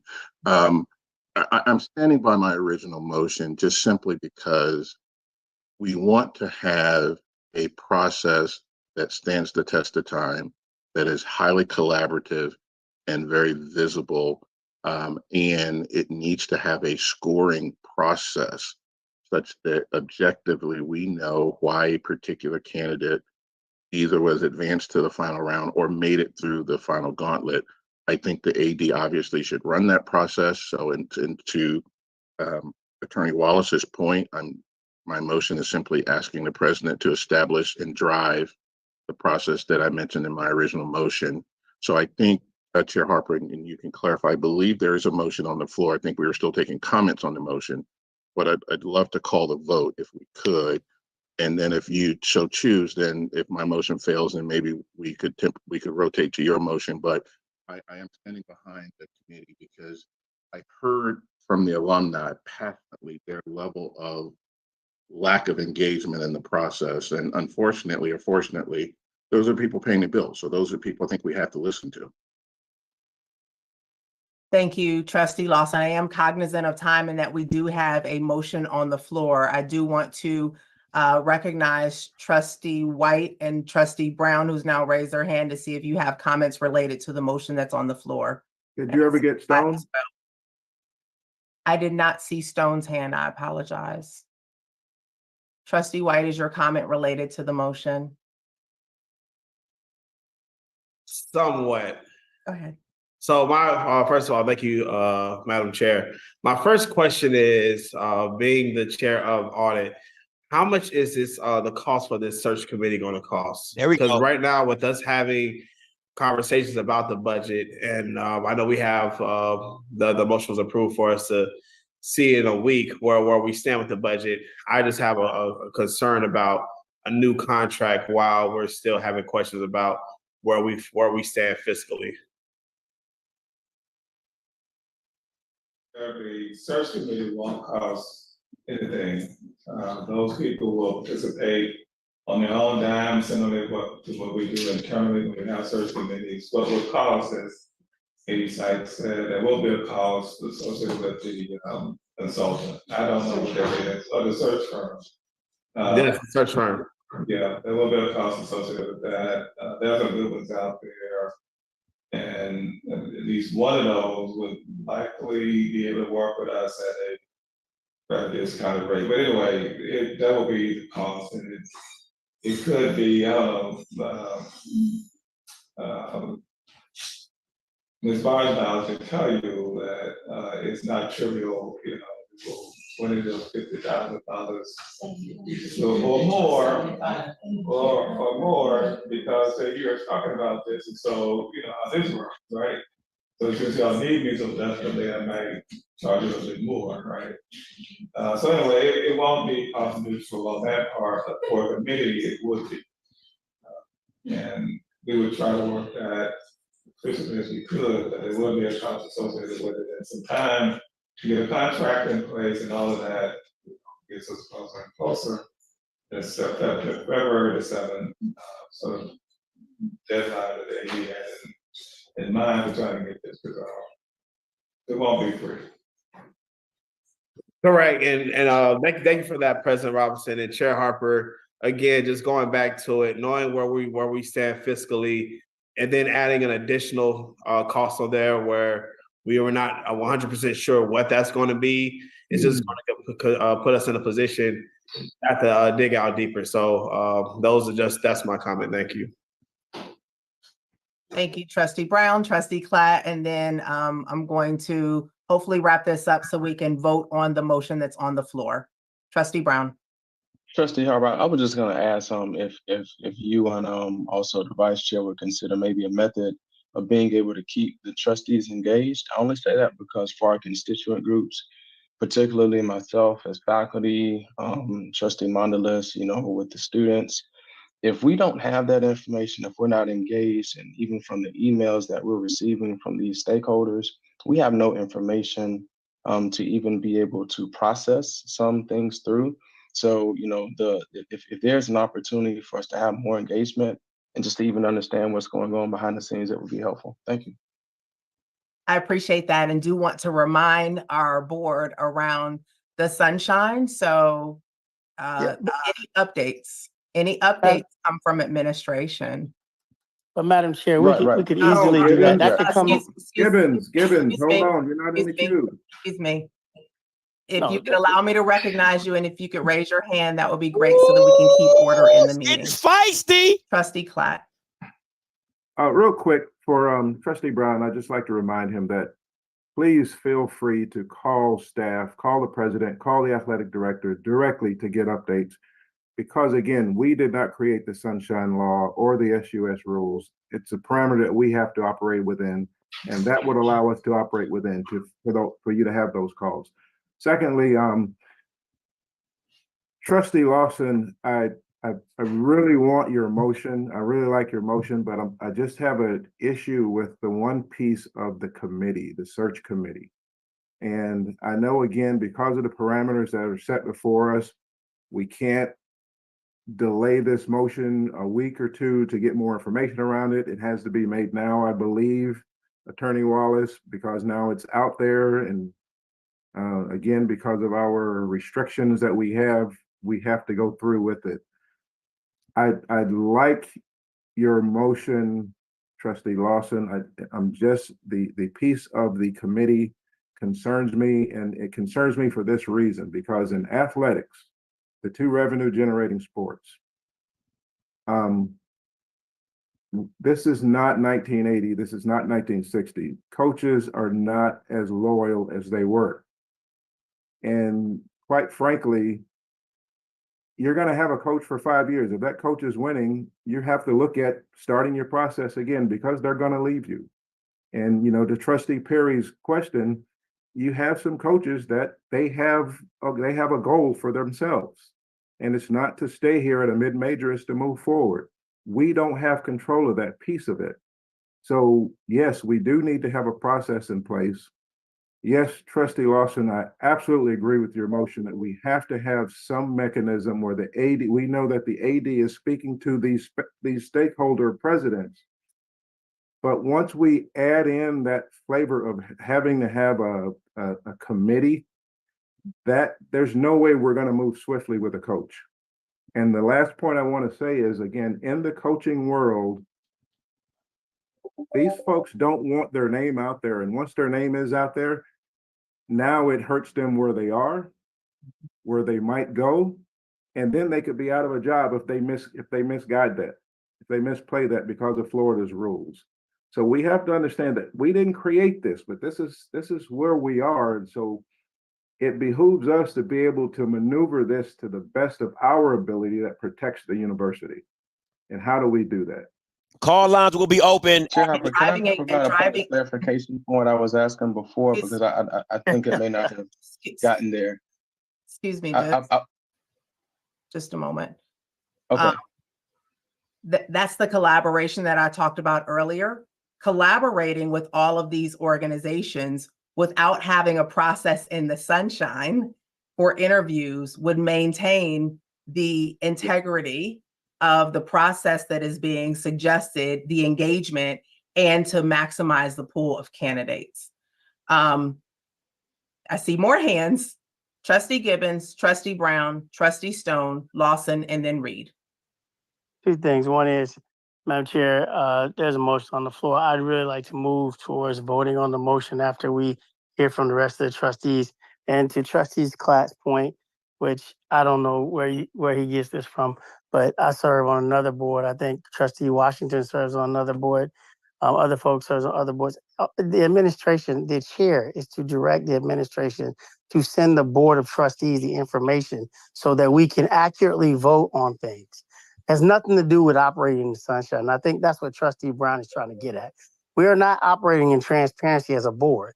We don't get the information, but you expect us to vote on certain things. And with that can't happen.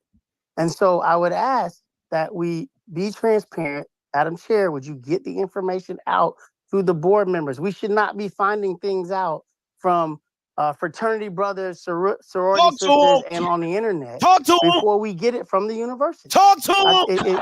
I would like the Trustee Brown to be able to respond to that, because I think that's what he's trying to say here.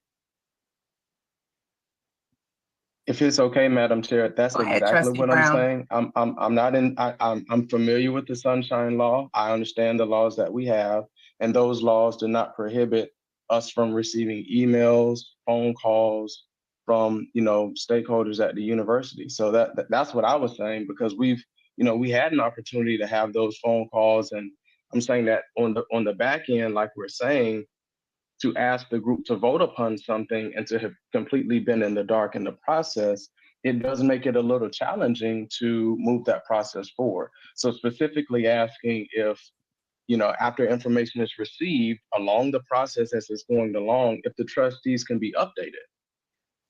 Absolutely. Let me just address that, since that question and those comments were directed toward me.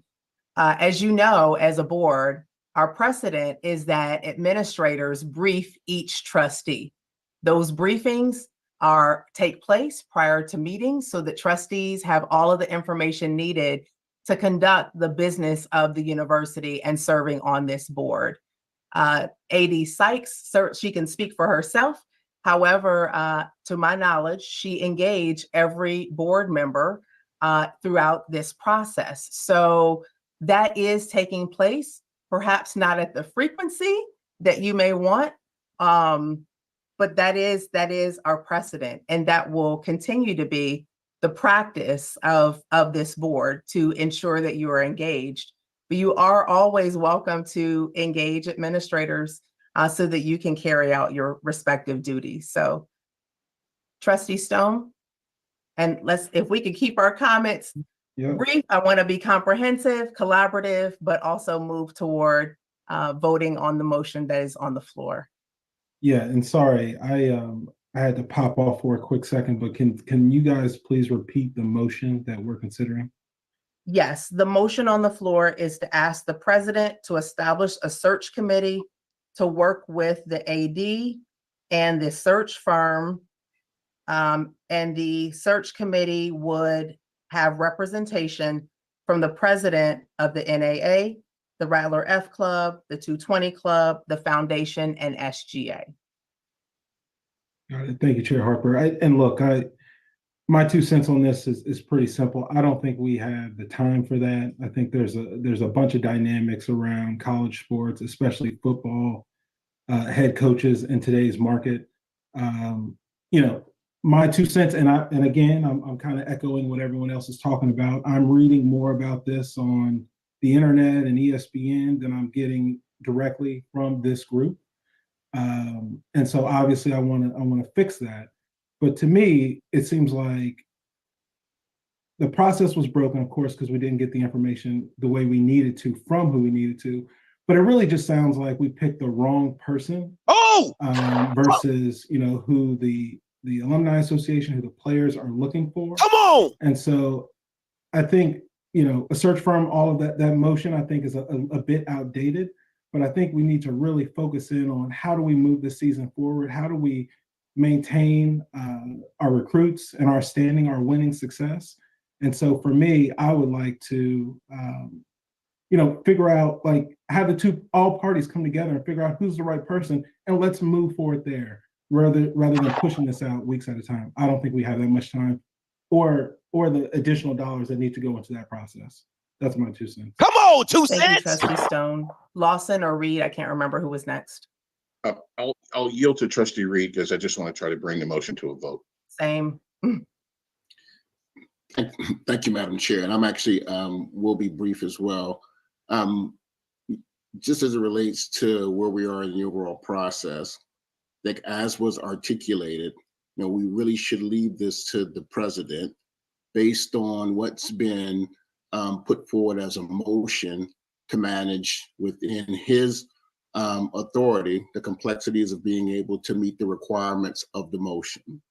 And so as such, taking all of the other things that we've kind of characterized as being potential barriers to us being able to execute this, I think everyone has the same desire to continue to see FAMU be great. And that includes the associations that we're talking about collaborating with in the context of a committee. I think we move forward with that motion, and the president working with the AD and that and those respective committee members and collaborators have the responsibility to meet the objectives of the timeline that's been called out. I think that's how we should look at this from a go forward standpoint.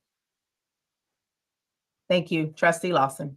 Yeah, I think Trustee Reed said it really well. I just implore us to think about the transparency that has been broken. And I implore us to think about a process to try and replace it. I think this is a process that can work to replace it, albeit arduous, albeit time consuming. I just think now we should take the time to do this the way that anybody from the outside looking in would understand, see an objective, metric-based criteria where each of these candidates are scored. There's documentation that follows that, such that there's never a question of how and who received the role. I think involving the constituents that were mentioned is the right thing. And I'll yield because Trustee Harper, I know we need to bring this to a vote. Yes, and at the end of the day,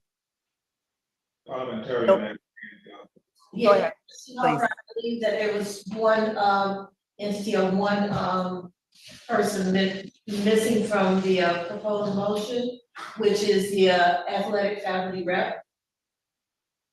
Thank you. Okay. So that addition would then clarify the motion that should be before you. Thank you, and I will repeat it again. I do want to clarify, however, that the ultimate decision-making authority for who is hired lies with the athletic director and the president. That is correct. No matter what the outcomes are of Wow. any committee. Okay. Then what is the point of Trustee this? Perry, and then let's see if we can get this voted upon. Call for the question. Thank you.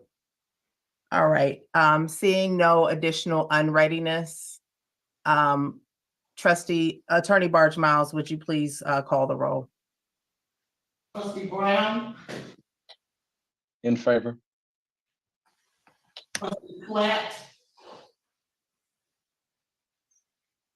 Are we voting on the original, the first amended, For the the second only amended, the third amended? Let me repeat the motion and then we can start the vote again. Excuse me. The motion is to ask the president to establish a search committee working with AD Sykes and the search firm to provide representation of the presidents of the following organizations: the NAA, the Rattler F Club, the 220 Club, the FAMU Foundation, Student Government Association, and the Athletic Faculty Rep. The one thing I want to say before we vote is that I don't think that this is there's a lot of precedent for this, but let's continue with the vote. If you may, Attorney Barge Miles. We also included the foundation president, and we did say because of the SCA president being a member of this body board, that you might want to have to delegate that to someone else. Okay, let me repeat it. The president will establish a search committee to work with AD Sykes and a search firm with representation from the president of the NAA, the president of the Rattler F Club, the president of the 220 Club, the president of the FAMU Foundation, a delegate of Student Government Association, and the athletic faculty representative. Is that correct? boosters, the boosters. And the president of the FAMU boosters, excuse me. All right, Attorney Barge Miles, can you please call the roll? Trustee Brown, In favor. trustee Platt, I absolutely don't like the committee. However, I don't want to be the person sitting out delaying this process because we need a coach and we have two in-house. So I will vote yes to move this forward. trustee Crossman, In favor. He just want to go home. In favor. White man. trustee Gibbons, In favor. trustee Harper,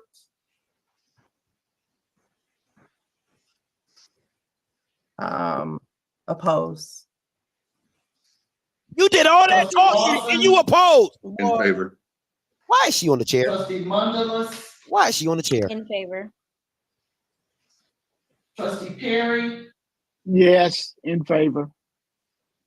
trustee Reed, Aye. trustee Stone, Oppose. was it opposed? Yeah, no. Trustee Washington, Yes.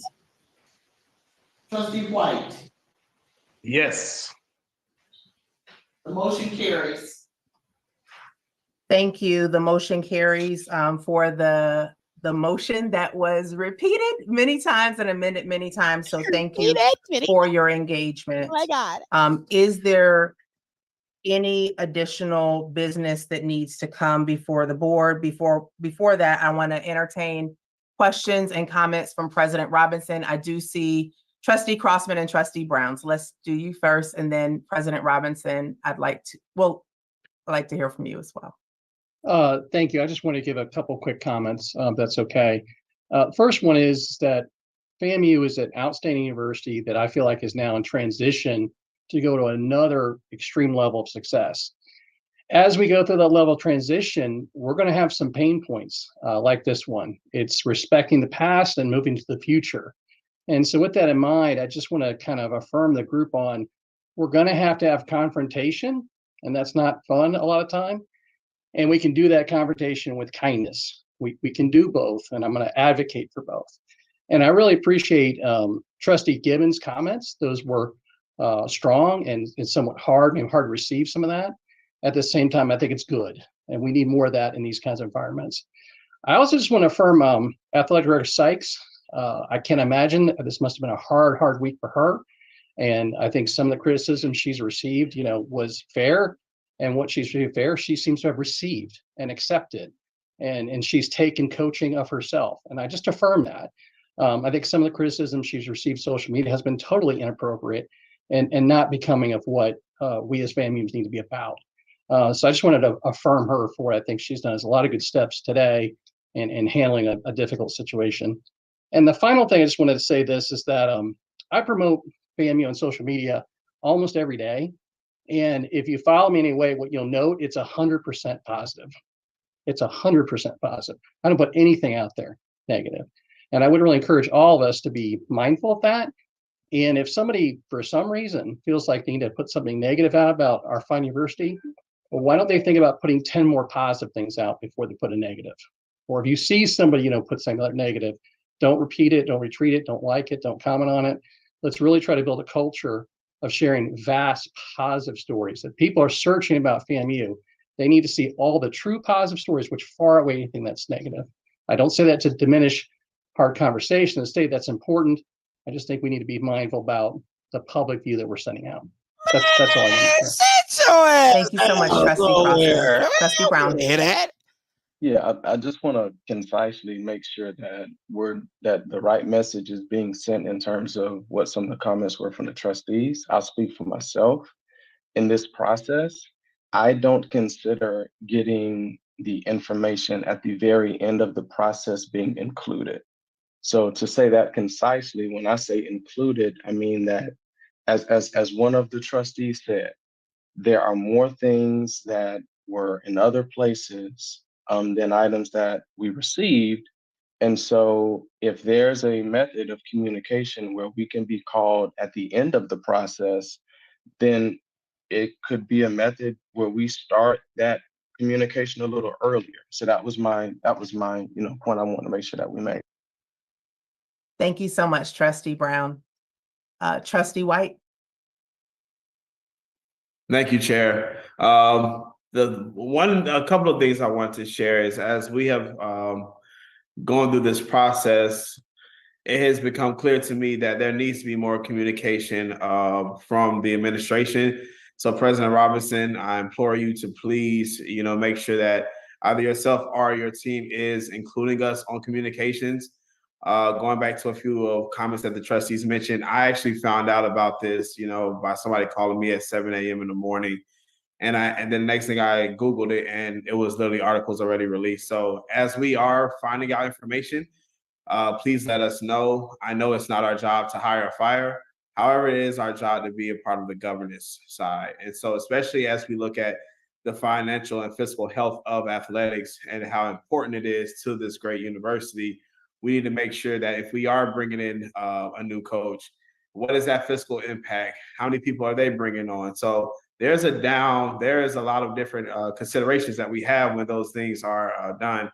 And so it is very important for that to happen. And also, Chair Harper, I do know that this was a hard time, time for you, especially being so new in the role. But I do implore you to also understand that you are one of 13, and it's important that we all are included on, understanding what's going on. I do respect you as a chair, and that's why we hired you and we voted you as a leader. But also, we need you to understand that as we're being called, we're all getting the same emails. Thank you to whoever put my email address out there, all on the Facebook and all on social media. But we're all getting the same thing, so we're all in this together. And so I just implore everyone to make sure that we're all communicating even more. Thank you, Chair. Absolutely. We certainly are all in this together. Trustee Washington and then Trustee Mondelez and then Stone. Thank you, Chair Harper, and again, applaud you on the role that you have played in dealing with this situation. I've been listening to a lot of the conversation from the trustees, and And I know, Chair, that you made the decision to put athletics back under budget and finance, but given the fervor of conversation and around sort of this decision and some of the conversations and questions we have around the budget, I would implore you to think about, whether or not this should be its own committee, especially as we look to making sure we balance the budget and other concerns for the longevity of the organization, because it's going to be difficult, if we can't make a decision in a couple of hours to fit this level of conversation into our regularly scheduled meetings. Thank you. And just to clarify, should what be its own committee? Athletics. Okay. Like us bringing back the special committee. Okay. Thank you for that comment. Trustee Mondelez and then Trustee Stone. Thank you, Madam Chair. And I do want to greet everybody else on this call. I just wanted to give the perspective of students really quickly. I don't want to hold anybody long. I do want to discuss the issue that I find with, I do want to just reiterate everything that Trustee Brown have already said about being left out of the conversation. And I see this as a continuous issue when it comes to student representatives, rather that's a student trustee or the FAMU football players.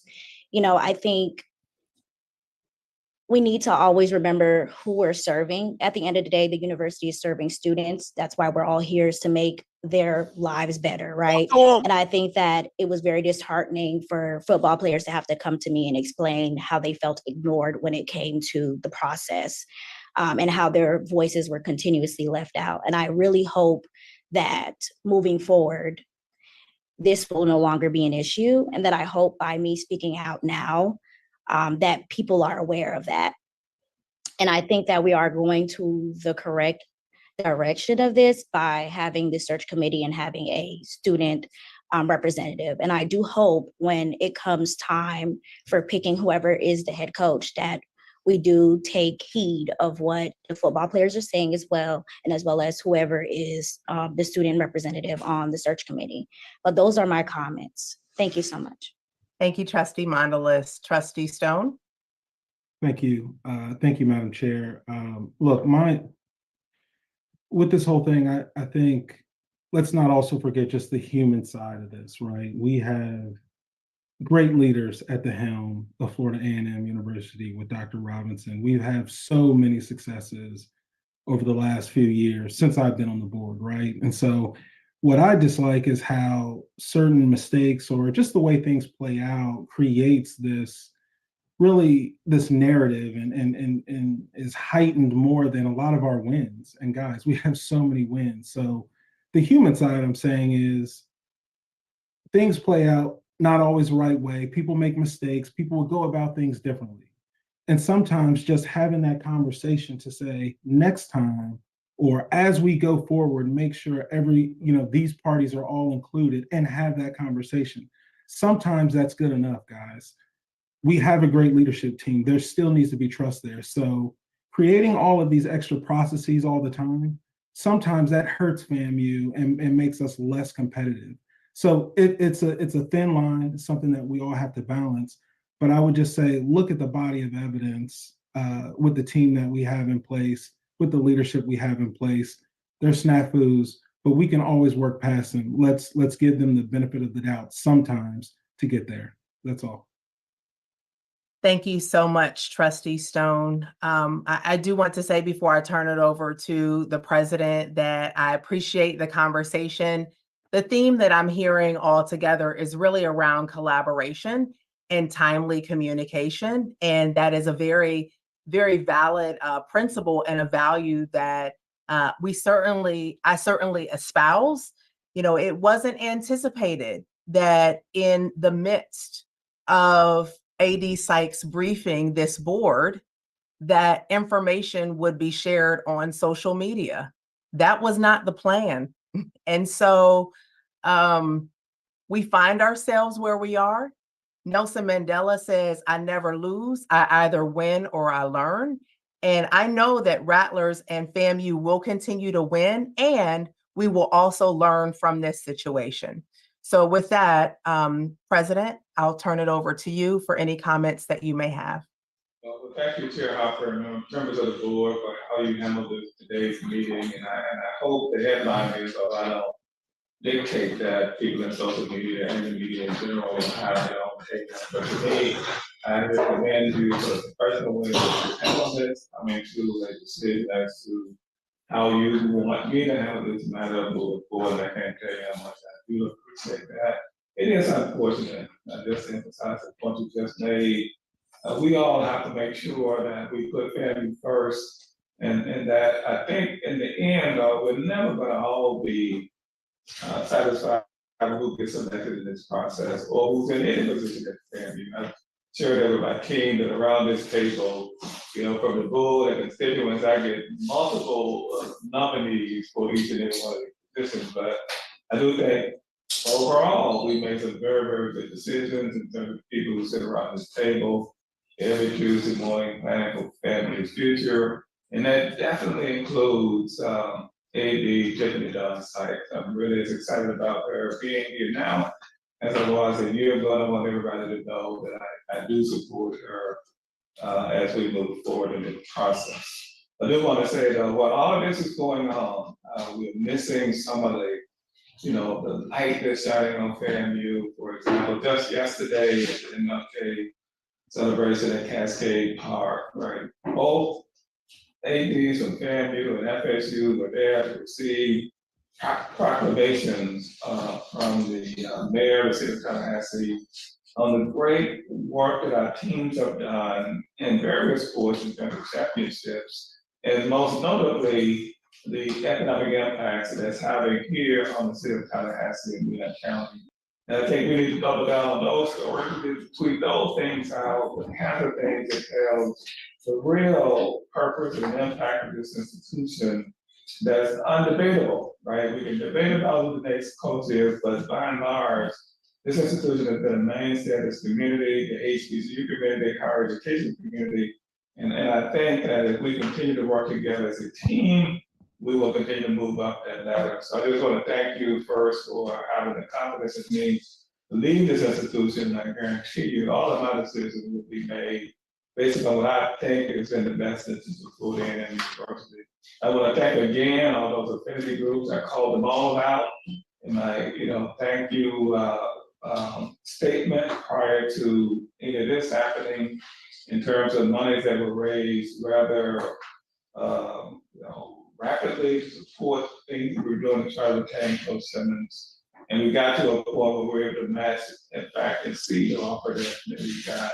I just want to thank you all for that. And I know with that kind of support, right, we can overcome even this recurring budget issue in athletics. And so we're going to get you that report next week as to where we are. We see a way to getting into the black, and as you know, Trustee Lawson, that every year, with the exception of one or two, where we had CARES Act monies, or FIRST monies, or ERISA monies, we were working through trying to get there each and every year. We're going to continue to do that here until we get to a point where we have enough money and enough contributions from all of those who love us, who allow us to be in a totally different place financially.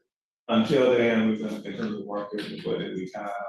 And I want to thank all of you who have supported this program, this institution over the years. It has made a huge difference in the lives of our students and the communities that we serve. So with that, Chair Harper, thank you very much. And thank you for calling this meeting to give us some direction as to how we will move forward. Thank you so much, President Robinson. I do not see any other hands. I think all of the comments have been made. It's been a robust meeting. Trustees and peers, I appreciate you carving out this time. Thank you for your leadership, President Robinson and AD Sykes. And there being no other business, I call this meeting adjourned. Have a good afternoon. All righty. I'm going to take a quick call from Mr. Campbell. I'm going to give you my thoughts on the matter. Mr. Campbell, you live. Okay, can you hear me? Yeah, I can hear you. Okay. I want to say this to everybody watching this live. To the FAMU people, non-FAMU people, people that don't give a damn. Scotty did FAMU a service. because basically everybody, he had 1,200 people watching, and those people could not watch if not for this platform. This thing needs to be transparent. Some of y'all don't like what you heard. That's fine. That's called democracy. Some of you like what you heard. Some of you thought it took too long. But I'd rather hear out of their mouth than hear from people on Twitter, hear from people on Facebook, hear from all these other things, because that's what everybody said. Who knows? I don't know. Well, now you heard it directly out of their mouth. So if you don't want to hear any commentary what Scotty got to say, this is the time to cut off the YouTube. He ain't got to listen to anything he got to see after that. If you don't want to hear what he has to say, this is the time to cut it off, and that's fine. And I'm telling you, I sent him the link because I knew there were going to be people that needed to hear this. And we need to have a platform where everybody, no matter if you care about FAMU or not, were able to hear what this board of trustees had to say, what this AD had to say. Because what you did here was a lot of things that we didn't know. What you did here is a lot of things we didn't know from the board of trustees. What you did here were football players talking. What you did here were people that were stakeholders speaking, even though they were giving these long-winded speeches. But now this is good. So for other schools, you know what, maybe you need to have a sunshine law. Then you wouldn't be worried about when stuff happens in the back doors. Sometimes you got to be front and center. So Scotty, I'm telling you, I thank you. I appreciate you. And for all of you all that do not care, cut it off right now. Cut the YouTube off. If you don't want to hear his criticisms, critiques, or whatever, this is the time for you to go back to work, do what you want to do, go back to your Zoom groups, your group meetings, and all that. So I'm just telling you, thank you. I'm going to get off. I'm going to let all my other people talk. But I wanted to say this because I want to set the table because I don't want to hear, why did he show this? He showed this because this is democracy at work at the lowest and sometimes the highest level. And he provided a platform that I guess the Zoom only would have held 300 people. And you know what would have happened? That people would have went out and then they would have been telling the story of what happened. They would have been putting their own spin on it. Now you don't have to worry about that because if it was 1 million people on this YouTube, you could hear it for yourself. And that's all I got. Hey, appreciate it, Mr. Campbell. Hey, listen, let me say this. First and foremost, let me be very clear. I want to be very clear. What I am about to say on Tiffany Dawn Sykes has no bearing on her being a black woman. I want to make that very clear. It has no bearing on her being a black woman. But you cannot tell me that you did your due diligence when you only interviewed 2 people because of the Sunshine State rule. And then I'm seeing people on Twitter talking about I don't want my name to be out there, and I don't want to be known. Well, this job ain't for you.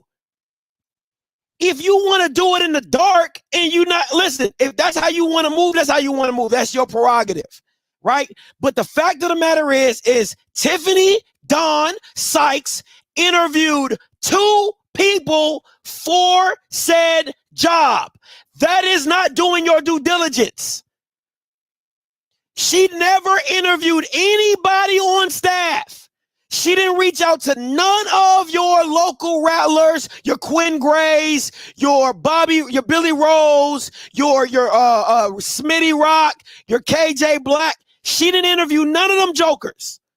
So you cannot, that is why you have oversight. You can say whatever you want about somebody saying, her job isn't AD and let her do her job. Well, if you're not in good faith going out and trying to find the best candidate or just somebody that you cool with or just somebody that you like, listen, at least fake the funk. At least fake it. At least interview 10 to 12 people that can confirm, yes, Scotty, I got to interview. I know a coach right now, a former championship coach that did not get an interview that reached out. If you didn't want to do it on staff, have a meeting. I keep saying this. Listen, it's y'all. The thing on Twitter and Facebook that is killing me is that y'all are letting her play the victim role. She is not a victim being a black woman in a power position. She is not a victim when you hold somebody accountable for in good faith doing their job honestly.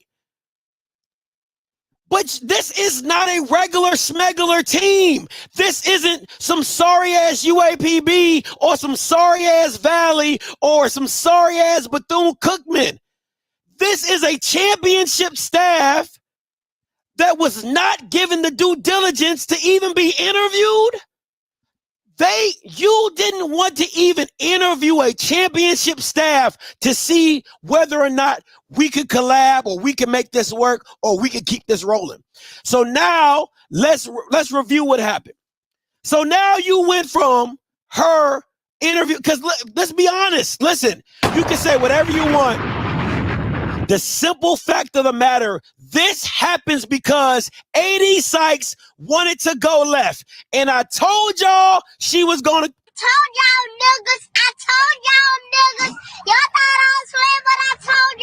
I told y'all she was going to do her own stuff. I told you that.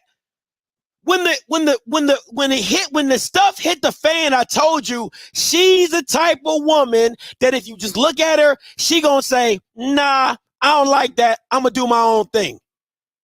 But once again, if you're going to do your own thing, at least fake the funk to show the people that you at least tried. That you at least tried.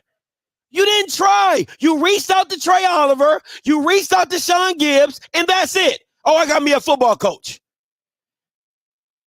You didn't even reach out to Quinn Gray, who's on the same level as him. And who's beat him head to head, who's a FAMU. It doesn't make sense. So now, this is where you're at right now. This is where you're at. So from you being able to decide, now you got to get a search committee. Now part of that search committee has to have all the presidents of the 220, the NAA, the boosters, the athletic faculty, the football club, Rattler Nation, Magic City Club. I mean, whoever, somebody from Guthrie's got to be on the committee. Somebody from Boston Market got to be on the committee. Somebody from Publix got to be on the committee. Everybody got to be on this damn committee. Everybody got to be on the committee. Now, then you got to get a committee for the committee, because you got a search committee, and then you got to put a committee on the committee.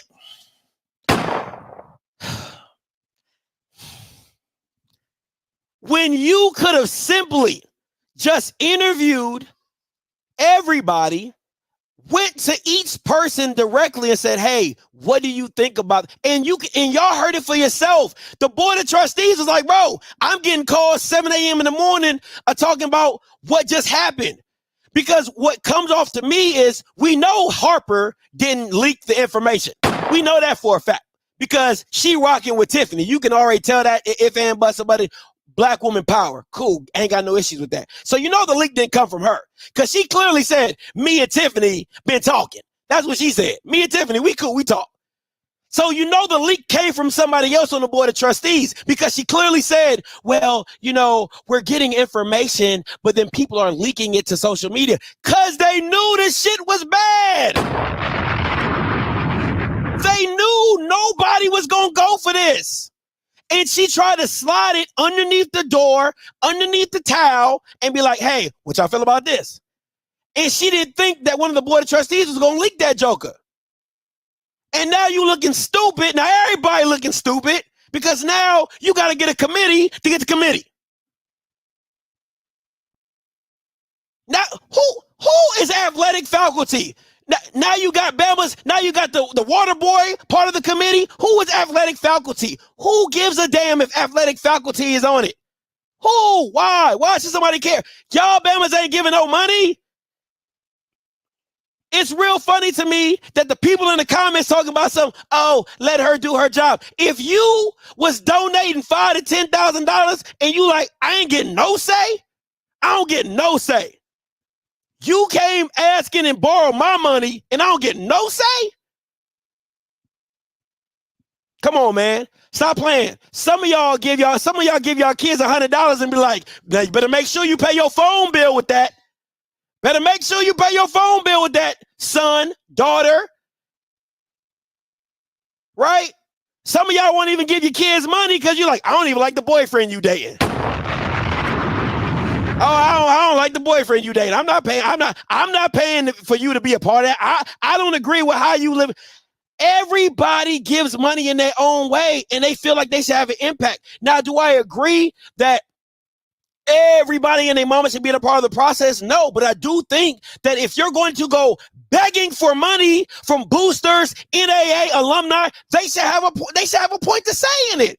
And that should be the only way some of this stuff even goes down is them giving their money. And if they can't have some type of input, that's wild. That's wild.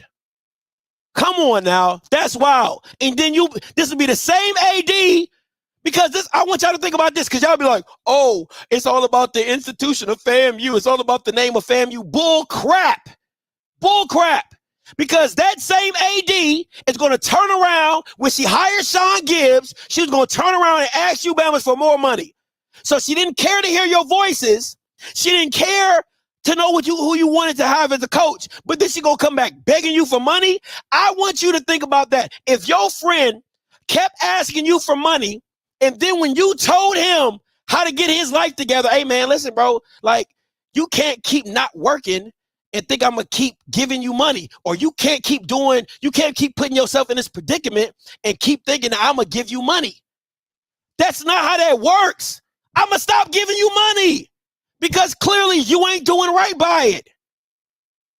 And you can't get mad if somebody who is donating, because mind you, so a lot of that stuff y'all be talking about with these schools, people pay for their education. Let's not get this twisted, right? People have paid for their education at FAMU.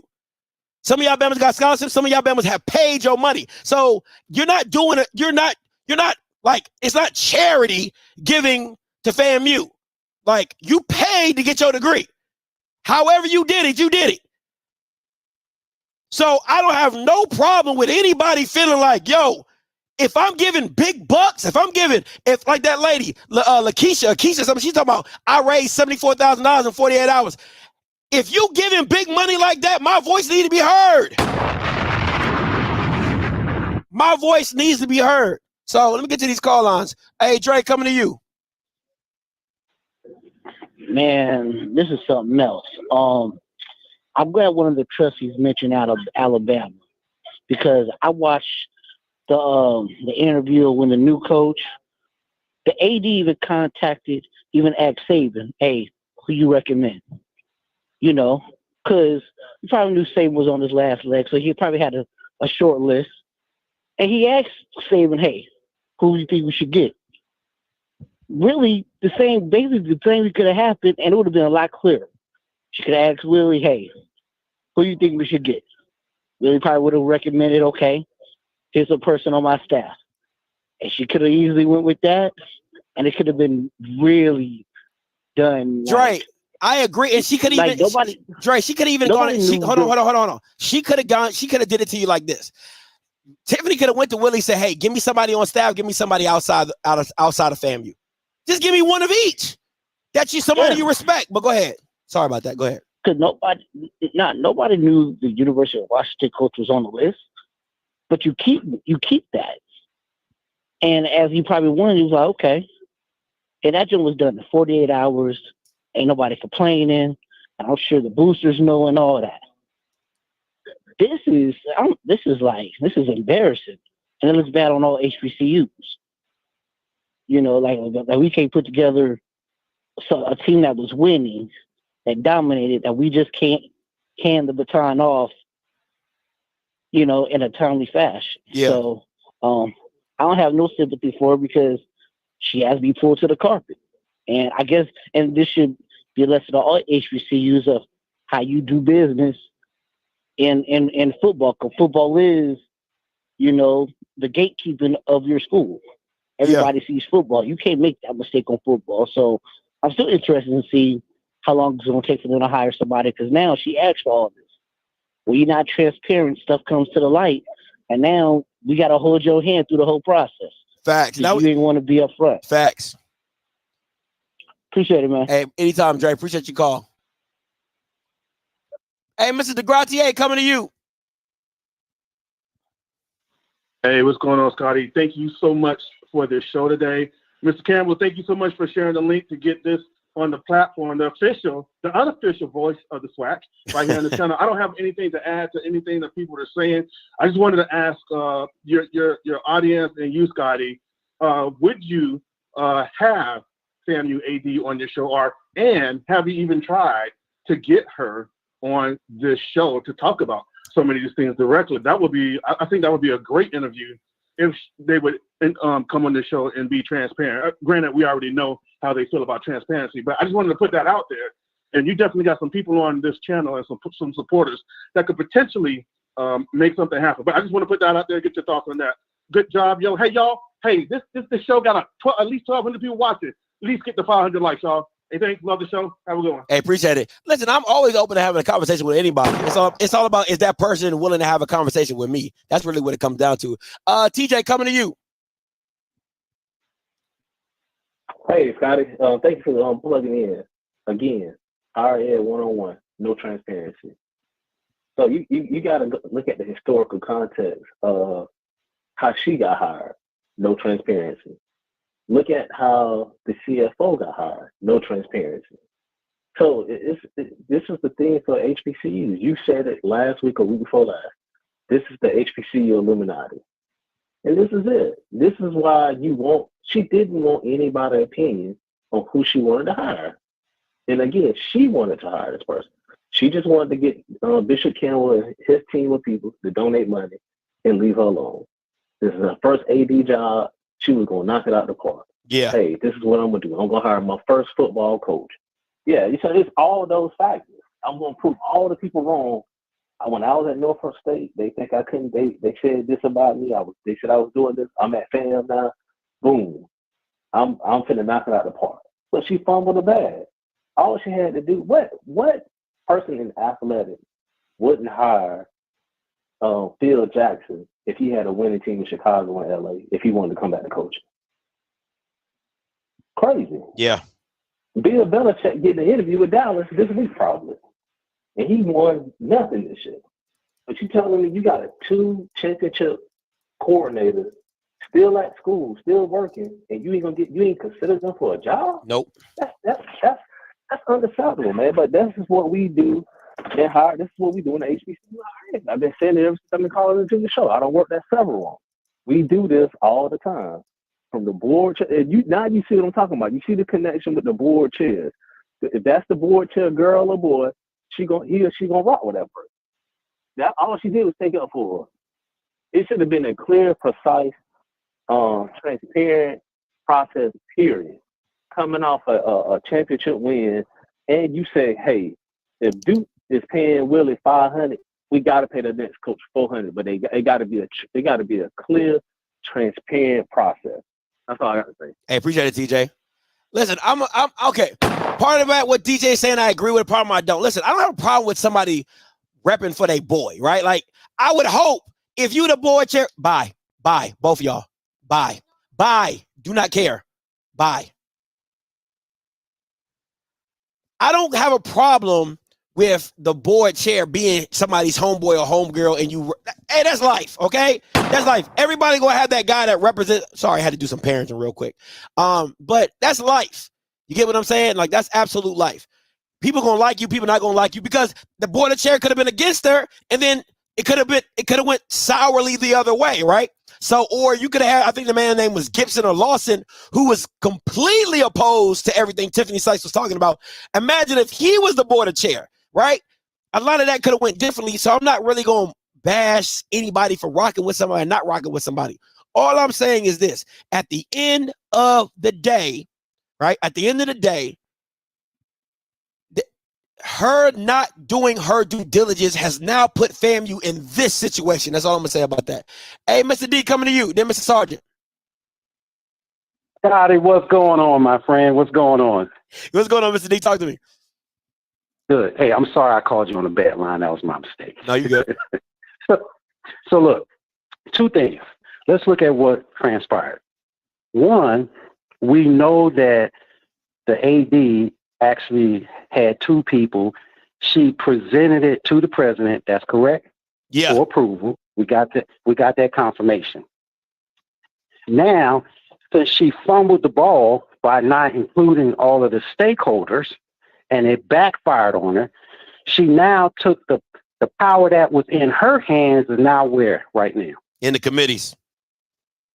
No, it's in the board of trustees. Well, technically, now when you go, well, no. The board of trustees outlined how they wanted the process to go. Absolutely. Because see, when you go to the board of trustees, only follow one way of thought process. We get a search committee because that's what they always do. Nobody's looking at the ramifications of the process, how long this takes. Nobody knew how much something costs, which I think that's a lie. Somebody there knew how much the search committee, because they go to search committees all the time. They know what it costs. Yeah, it said 50, okay? but it said between 50 and 75,000. Yes, that's correct. And it costs more if you're trying to do it fast. Okay. The faster you want it done, the more it's going to cost. Okay. Now, when they told her, when they told what their decision was to have this committee plus the search committee, no one raised the question of what's the ramifications of this process. Are we going to lose any more coaching staff? Are we going to have kids hitting the portal? What does this do to our championship team for next year? Because this is going to take 30 to 60 days. People are gone. So now what she did, which allowed the board chairman to put out there and said the responsibility of hiring the coach is the president and the AD. She put it out there. So then that leads me to say, why the hell are y'all involved with it then? Why are we here? Yeah. If you gave them the responsibility to do it, that means you should have gone back to them and say, give us a process. So that means that no one probably brought to the board a name, or they probably did, or then withdrew the name. Something had to happen. We don't know. But it's just the whole process, the timing, the board of trustees. Once you add a process of the board of trustees, timing, people, and you see how everybody's not on the same page. People have different different viewpoints and processes, and it just muddles things up when she didn't follow the process, and that's her fault. So it's the fault of the AD that has this whole program in this mess. So I just want to just put that out there. Hey, appreciate the call, Mr. D. Hey, listen, let me say this. You guys can say whatever you want about Belvin Perry, the dude. I think he's the chair, like Bethune-Cookman or whatever. But to me, he had one of the most concise comments, because he said, listen, this process that FAMU decides to go to should not be fickle with AD to AD, right? It should literally be, this is how we do it here at FAMU. If you're trying to hire a new coach, you gotta talk to all these DSOs, right? I respect that, because at the end of the day, you still got to go through checks and balances, because somebody in that process is going to be like, hey, I don't think that's right. I don't think this is this, or we should go here, or we should do that. Yes, it's it's a exhausting process, but as long as the process is set in stone, it is what it is, and that's how you got to rock it out. So I respect that aspect, because in the military, we call it a handoff book, or a pass it on book, right? To where it doesn't matter who comes into the position. If you read the instructions on the pass on book, it will tell you how to do your job, right? So in the process of doing your job, this is how this process goes at FAMU. I don't have no problem with that. Mr. Sergeant, coming to you then, Mr. Bugs. What's up, Scotty? What's up, Mr. Sergeant? Brother, I'm going to make this quick. I'm going to tell you, I've been so upset about this process, brother. I started praying. And you know, when I start praying, things start happening. And for some reason, when I opened my eyes, I found myself in the closet. And I don't know why I was in the closet, because I started off in my office, but somehow I was in the closet. And when I reached my hands up to give thanks, I heard this sound. And the next thing I knew, in my hand was the golden belt. It was almost as if Kobe had given me the belt, and I was like, Lord, the sky opened up, and I saw the clouds and the stars in the sky, and I said, oh, no, he gave me the belt. So here we go. Belt number 1. Tiffany, I told you in D.C., I told you in DEC, I told you in December, this was on you, and this was on you. I told y'all, I sound like that little girl that you got back there. I told y'all that this was on the AD, and the AD messed it up. So you get some. Hold on, let me get this lever. All right, number 2, this is on Larry, because Larry backed the AD that he picked number 18 out of 18, and he should have picked the Italian guy who was number 1. So he got to get some too. And guys, and Scotty, let me tell you this, brother. I appreciate that Brother Campbell came up and he told everybody what the deal was. But I always believe what you tell us, Scotty. To me, Mr. Campbell didn't have to come up and tell everybody that we are grateful and it's good that you did this, Scotty. Scotty, everything you need to know about your show is in the intro. Voice of the SWAC. Pull up where you at. No cap. If the brother is speaking, it's all facts. Talk to him. Okay? Talk to him, Mr. Sergeant. You gave us facts. I'm sorry if I didn't say that right. I'm not a rapper. You spin. But you gave us all facts. This is the normal for your show. All right? And I just want y'all to get used to that Scotty is going to give it to us raw, no chaser.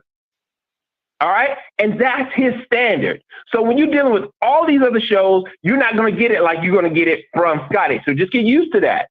And if you don't like what he says, you can, and I won't sing it, unfollow me. Talk to him. If you feel some kind of way. And the way I feel right now, man, I'm so angry with my university. I am so angry with my university. I have a mind to go over and pray over Kofi's grave, but I don't want to do that because if Kofi comes back, that's going to have some other problems. We got a whole nother set of problems. But here's the deal, man. It's still on the AD. I never met someone who was so stubborn and so hard-headed that at first she messed up the process. Now she's dropping a bomb and a grenade in the process. Facts. Now our time is gone. We're going to get hurt in recruiting. We're going to get hurt in starting. Even Pruitt came on and says, hey, if we want to win again, we need to start right now. We need to start right now, right? We don't need to go through all this overhead of bureaucracy of administration. And I told you I was going to be quick, so I'm going to cut myself out. Brother Scotty, thank you for the platform, for the opportunity. I'll see you next time. No Peace. problem, Mr. Sergeant. Hey, Mr. Sarge out here, he ain't even dropping the bars. He ain't even dropping the theme song bars. Let me tell you this. You can say whatever you want about Tiffany. She didn't get punked. I know you ain't gonna let somebody come and punk you, huh? Stand in front you, huh? Straight up run you, huh? She ain't let none of that happen. She ain't let none of that happen. She said, listen, listen, I'm sorry. I know it's 982 people here. I know there's some beautiful black women on here, but listen, it's just like a black woman. It is just like a black woman. Oh, you don't like what? Oh, you don't like what I'm cooking? Oh, I'll shut the whole kitchen down. You don't like my driving? I'll take the whole car keys. You don't like this? Listen, if that's not a black woman, if that ain't a black mama, I'm telling you, try me if you want to. I'll show you what crazy look like. So she said, oh, you don't like my choice? Say less. Committee. You didn't like my process in a week? Say less. Search committee. 3 months. Okay? Hey, listen, I love black women. Okay? I love black women. I know some black moms on here. You don't want to wash the dishes? I'm not cooking, okay? No dinner for none of you ninjas up in this junket, all right? Don't act like don't act like you're black. You ain't got a black mama who done that or know it, your sister. You know a black woman gonna do that. She ain't get her way, say less. Shutting the whole party down, okay? Shutting the whole situation down. Anyway, hey, Mr. Bugs, coming to you. Scott, how you doing, brother? Doing all right, brother? I'm doing good. Man, I was sitting in my office listening to, I call them pretendo business people on the FAMU Board of Trustees. Now you have a committee for the committee for the committee. Yes, you're correct. She got some criticism for how she was doing the process. But at the exact same time, now FAMU is here, and so she tied it up in the bureaucracy. Whenever I hear something like this, no matter if it's from the government or from a smaller institution like a educational institution, my antennas go up and said, "What are you hiding? whenever you begin to tie things up into a committee bureaucracy, so to speak, you're hiding something. You're hiding mistakes. People are trying to cover their behinds because they have the fans, and then you have some of the trustees saying, "Hey, this whole process is trash. We don't need to go through the search committee. We have 2 coaches that are already in the locker room, and the players are saying we will play for them." Now you decide to say, forget what you're saying there because I'm on my ego trip, and now I want to go ahead and do this whole committee thing. This is a lack of leadership. I would never follow this woman. I would never follow these trustees. You're going to see the players just bust wide open the transfer portal. Yeah. I've never seen an institution like this after a national championship year blow up the entire thing. Last time this actually happened was when Michael Jordan retired and the Bulls blew it up. This is on that level. Like, this is a train wreck. And it shows me FAMU don't know how to do business as far as when it comes to those trustees. No leadership. No nothing. That was the worst meeting that I've ever seen. I don't want to talk to no board of trustees for business at all because I'm seeing all of this. That's a train wreck. Let me ask you a question, Scotty. I'm gonna use Alabama because Alabama was actually brought up eloquently in this exchange. Does Alabama do business this way? Well, yes and no, right? So the no is Jimmy Sexton, because a lot of people love bringing Alabama up, and I got to give this to Mr. Campbell. Mr. Campbell broke it all down to me, and you can Google this on anything. Sure. Jimmy Sexton he's the agent for like pretty much every head coach in the SEC. So it was going to be one of his guys. So Jimmy Sexton really moved the needle to who they hired. You know what I'm saying? So So Jimmy Sexton, he's the representation of Nick Saban, Lane Kiffin, all the Dabo Sweeney, all them big guys is Jimmy Sexton. So it was going to be a Jimmy Sexton client at Alabama. Now, what I will say is Nick Saban still did have some input on that, but it was pretty much Jimmy Sexton and his decision to choose that. Yeah. Sure, and that's fine. That's fine. My question to you is, as an AD, the AD, because the really focus on the AD, did the AD of Alabama conduct the business of choosing a new coach the right way or the wrong way? Well, the process. Well, you don't really. Yeah, I see what you're saying, but we don't know the process of how he did it. What I will say though is this: I'm assuming Nick Saban already told him he was leaving. Right. So he probably already had a short list, and everybody knew it was going to be a Jimmy Sexton client. So there was probably some things in place that was already going down the pipeline. But, it just is what it is. Last thing, Mr. Bucks, before I let you go. Sure. I would say that's fine. My whole thing is we're assuming that we know what's going on with Alabama. We don't know. That's fine. All I'm saying is from the get-go, right, as you have eloquently have spoken, this has been a train wreck, which lets me know there's a lack of leadership and a business know-how. That's at the helm of FAMU as an AD and also when it comes to the trustees. But Scotty, love you, man. Thanks so much for the time, bro. Hey, no problem. Appreciate you. I'll tell you this. I just got confirmation that said former coach of FAMU did relay of some of his people that he wanted to put in that position. I got that from an outside source. Let me just say this. Before I go to these calls, 7482 and 7973, I'm coming to you. I want to say this. Listen, if you don't like good-hearted drama, listen, you can say whatever you want. That board meeting was some high-quality drama because everybody was waiting for Tiffany's statement. So when she said, I brought it to the president and he agreed with me, oh my God, if I was Larry Robinson, I would have been like, no, you didn't. You son of a biscuit. Like, you really when you talk about under the bus, boom, boom, under the bus, boom, boom. I mean, she threw that Bama completely under the bus. I brought it to Larry. Larry had no issue. I brought it to Harper. Harper had no issue. I brought it to the board of trustees and then it got leaked.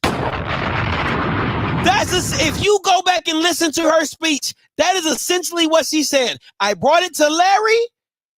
He didn't have a problem with it. He signed off on it. I brought it to Harper. She didn't have a problem with it. It got disseminated to the board and then it got leaked. So now we're here. And since we're here, what are we celebrating? My divorce. Richard Lawson. My divorce. That's what we celebrate right now. We celebrating the search committee. Come on, stop playing. 7482 coming to you. Hey, Scotty, how you doing? What's up, man? What's your name? Where you calling from? Hey, it's Trey. I'm a FAMU alum. I actually live in Texas now, but very engaged with FAMU donor and everything like that. I want to say first, appreciate you for having this, because I tried to get on the call and I don't know if I was 501 and I was on that, then I got kicked off, so I was able to watch it through you. But what you just said was the main part of it for me, that she went to Dr. Robinson, who I think is great. I'm a product of the school environment where Dr. Robinson cut his teeth at FAMU, and he's done great things academically. But if it was brought to him and the trustee Harper, then that's where I have my biggest issue. That there was only 2 people that was noticed, and then those other trustees that talked said that they didn't know until the meeting was being called, or some other people being called, and now they're finding out these things. That's the part of transparency where I have a problem with. I think all the FAMU alums have a problem with. And if this didn't get leaked, then we would have an issue as far as we would have a coach that nobody would have wanted. And we would have been causing a mistake with a coach having a signed contract and in the locker room, and now all the kids are leaving. Yeah. So I think that's the biggest point that everybody's missing out, that those 2 people, along with AD Sykes, the chair Harper and Dr. Robinson, should have communicated with other folks, including the DSOs, where I put in money to actually, continue to keep Coach Simmons. But some people are not going to want to put any money in for those that do Coach Gibbs. Like it was a hard thing, because FAMU love FAMU, and it would have put us in a really bad position to understand that this process was our people that we thought should have been, interviewed, such as Coach Smitty, Coach Cozy, Coach Roll, even Quinn Gray, even KJ Black, a call or something, that it was 2 people, Trey Oliver, and then we got Sean Gibbs, and that's it. Yeah. That's not due diligence. Not. I don't think that at least bring those names to the board of trustees or something. It was all done in the dark, and now that it's in the light, now everybody's trying to save face, and everybody got their ego on steroids. And I think I'm just over this whole thing. I wish we just would have went with Coach Gibbs, to be honest, and we would have just had to support him, because now we're out in the light, and it's a terrible look. The players are not going to want to play for whoever is on this list. That's still not those 2 names that they want. Yeah. And now we're going to be in shambles, and we're going to go back to, because I started school in 2011. So we're going to go back to those days where we was losing to Howard at homecoming, and South Carolina State is going to come in there and beat us in our street, and now we're going to be losing to Cookman again for 9 years. And that's all I had to say. I think this whole process was messed up. We made mistakes at the beginning, and now we put in more, and we piling on, and this is all going to end. We'll have a bad season next year, and I just don't have no optimism. I'm still going to support, but the optimism is gone. No problem. Appreciate the call, man. Let me say this. My thing is this. You know what would be the funniest thing? The funniest thing to me would be you go through a search committee, you go through a committee for the search committee, and they end up bringing you back Cozy as a recommendation. That would be crazy to me. I want y'all to think about that. Think about that. You done paid $75K. You didn't build another committee for the committee for all of them to come back and recommend you somebody from this staff. That would be crazy. That would be crazy. That's all I'm gonna say. It's possible. I want to be very clear. It's possible. But here we go. If you missed the board meeting, this was Tiffany Sykes earlier today. That's right. The educated brother from the bank. Bob. They. Look at it. Kareem Akbar. That's right, the educated brother from the bank. He's the real head of the CMB, the brains behind the whole thing. I told you, this thing is bigger than Nino Brown, and I got a list of proof. If I'm going down, I'm taking a whole lot of people with me. Order in the court. Order in the. That was Tiffany earlier today. It's bigger than me. It's bigger than Nino Brown. Okay? It's bigger than me. It's bigger than Nino. 79-73. Coming to you. That was Tiffany earlier. What's going on, Scotty? What's up, man? What's your name? Where you come from? This Coach Rich, man. I'm calling from Alabama, man. Talk to me, Coach. Oh, okay, man. I just wanted to point this. I got 2 points, man. Just coming from both a coaching standpoint and a HBCU grad standpoint. And I'm from Alabama also, Alabama State grad, but also a very big Alabama fan, University of Alabama fan. And what we have here, Scotty, is trust, man. It's all about trust in the way HBCUs operate. And what I mean by that is that's the reason we're always asking for transparency and how things are done. Everybody want to talk about the Alabama coaching situation, but one thing that AD did do when Nick Saban first retired, he came out and said, "You guys give me 72 hours." He did it in 48. Yeah. But he asked for 72 hours, and he said, "The next time that you guys hear from me, I will be announcing a head coach." It wasn't any transparency. See, what we're doing at HBCU is we think that because we give a couple of $1,000s that we supposed to have a say-so in who she hires. And that's not how that goes. It's plenty of people that gives millions of dollars to the University of Alabama didn't have one say-so in who they just hired. I disagree.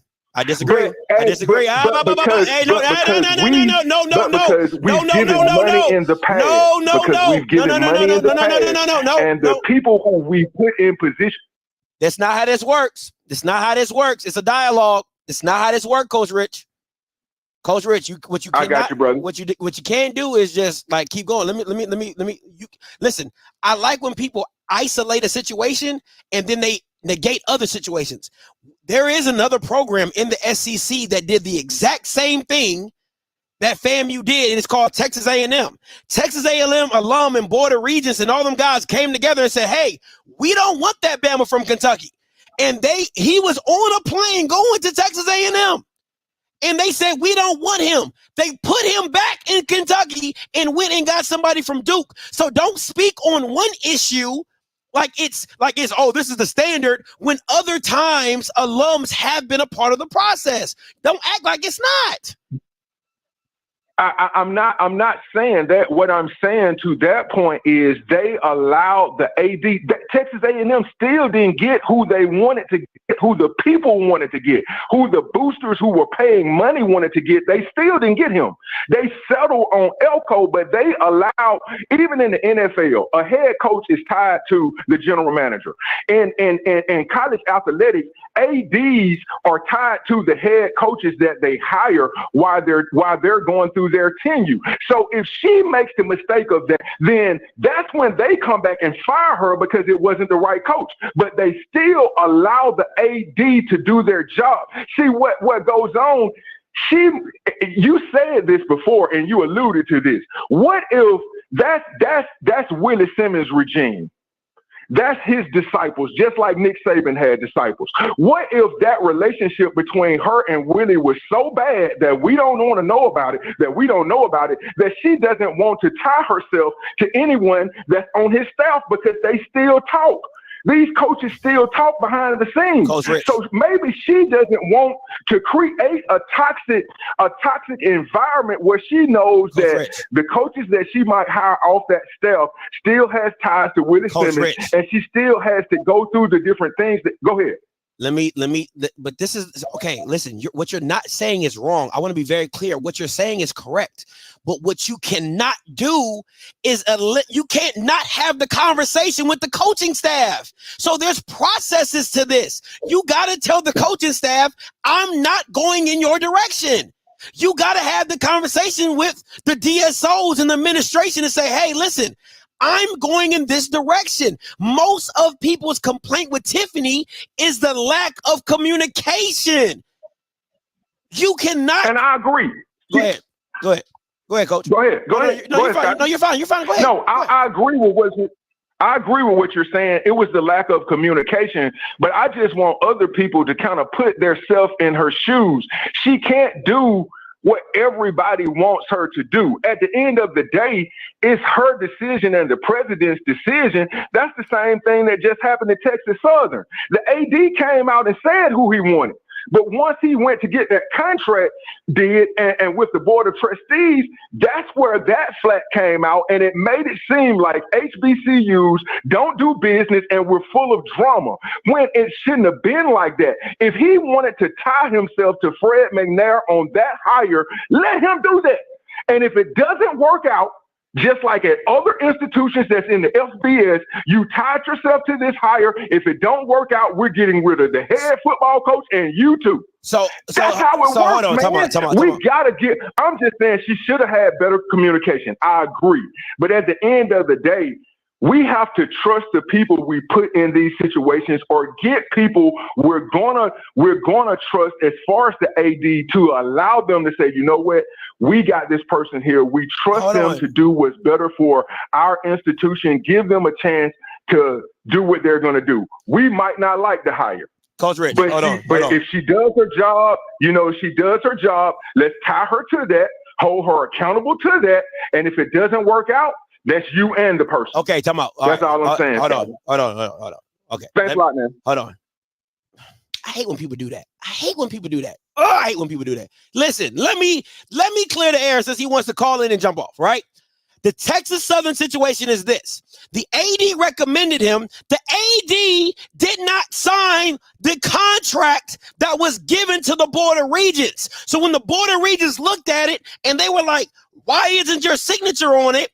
That is why you got to held up. My next point to the matter: if Michigan loses Jim Harbaugh, do you not think the AD is going to interview the OC, the black man, for said position? It does not mean he's going to get the said position, but you do the due diligence of interviewing off a championship staff. You do that due diligence, and you keep telling people, oh, let her do her job. She didn't do her job correctly. That's the whole point. You can't tell somebody to do the job and they're not doing it right. Part of your job is communicating. At no point since the Sean Gibbs hire came out has she said anything. The first time we've heard this woman speak is at said Board of Trustees meeting. She didn't talk to Coach Rez. She didn't talk to any of the coaches on staff. She didn't interview any coach on staff. Nor did she have the conversation to say, hey, I'm not going in this direction. You guys are free to go look for jobs. So it's much, listen, because anything that you do, and my wife worked in HR, there are processes and procedure. And I don't give a damn who you are. There's a way to go about it, because yes, you might have been mad about her hire, but if she would have did her due diligence, you would have like, all right, I guess we'll go with that. But you still got to explain. This is the thing for me. You still got to explain to me, and it's just me, how you go to a Sean Gibbs and you don't even interview a Quinn Gray who head-to-head beat your guy, head-to-head is at a better program than your guy, and is a FAMU alum. Come on, like, you didn't. How can FAMU be your dream job and you didn't interview not one FAMU alum for said position? That doesn't make any sense. And these aren't just regular, smegular, on the street type of guys. These are guys that were either a part of your program, like a Billy Rowe or a Quinn Gray, who is currently coaching. He's not sitting at the house eating bonbons. He's coaching and beat your guy straight up. Explain to me, and I'm not saying you got to go get you a championship coach, but your team just came off a championship. Gibbs has not won anything but a D2 bowl game with like the third place team against a third place team, Johnson C. Smith. What are we talking about at this point? There is a procedure and process that was not done. And in good faith, you can't listen. Listen, let me tell you this. Tiffany Sykes, and you guys can get mad at me. You can get mad. You can get whatever. I'm a parent. I got 3 kids, right? After your kid messes up off something you told them, like if you tell them to brush their teeth and then they don't brush their teeth, well, now I got to come look. Now I got to come oversee you. Now I got to come watch you brush your teeth to make sure you doing it correctly. And this is what that situation is. Now, since you couldn't do your job in good faith and standing, now I got to come watch. Now I got to go hire somebody to go watch your ass to see if you're doing your job correctly. If you're interviewing all the candidates that you're supposed to be interviewing. That's where we're at right now. That is not to do with, like, if I see another freaking misogyny post by Stephen freaking Gaither, I'm going to blow my freaking mind. Because you got these major platforms pushing this agenda like Bama's are bashing her because she's a woman. If Stephen Gaither actually did some journalism and looked at the process of how she got hired, then you would understand she wasn't qualified in the first place. The committee that everybody wants to have, that FAMU did to hire the AD, the president looked the other way and did what he wanted. Let's call a spade a spade. So once again, let me bring this up. The same President Larry Robinson, who you're asking to oversee a committee, who went against the committee's recommendation and hired an unqualified lady, you're now telling the same guy with the woman right beside him who he hired outside of the committee's recommendation, you're asking both of them to come up with a decision? What are we doing? What are we doing? Because at the end of the day, let me tell you this. The 2 people in cahoots because one thing about people, they're very loyal, right? So she know she wasn't supposed to get this job. She wasn't supposed to get paid $215,000 for a job you're not qualified for. You're not supposed to be getting paid a $10,000 retention bonus for somebody who's never been an AD. So you trust, I want to be very clear, you trust 2 individuals that work together in cahoots who know how they got their job. Because somebody went rogue on a committee, she went rogue in hiring a coach. So now you're going to put a committee together. The committee is going to send over their recommendation, and you think Tiffany's going to go with that? You think Tiffany, because all Tiffany got to do is say, I know, listen, bro, come on, man. You already screwed me the first time with my first guy. So now the committee brings over a recommendation. They got 3 people. Everybody recommends the first person. Yeah, everybody likes the first person, but I'm going to go with the second person. I told y'all from Jump Street, if you never watched this channel before, I appreciate you guys tuning in. Make sure you like, comment, subscribe, or whatever. I told you guys the first time this came around, she was going to go left. So I just want y'all to actually think, if every FAMU committee, mind, I want y'all to put yourself in her position. If you feel like you got screwed over, and they bring you their recommendation for a coach and you like somebody else, after you go through all the procedures that was told to you and it's still your decision, do you think you're going to listen to the committee? Do you think she...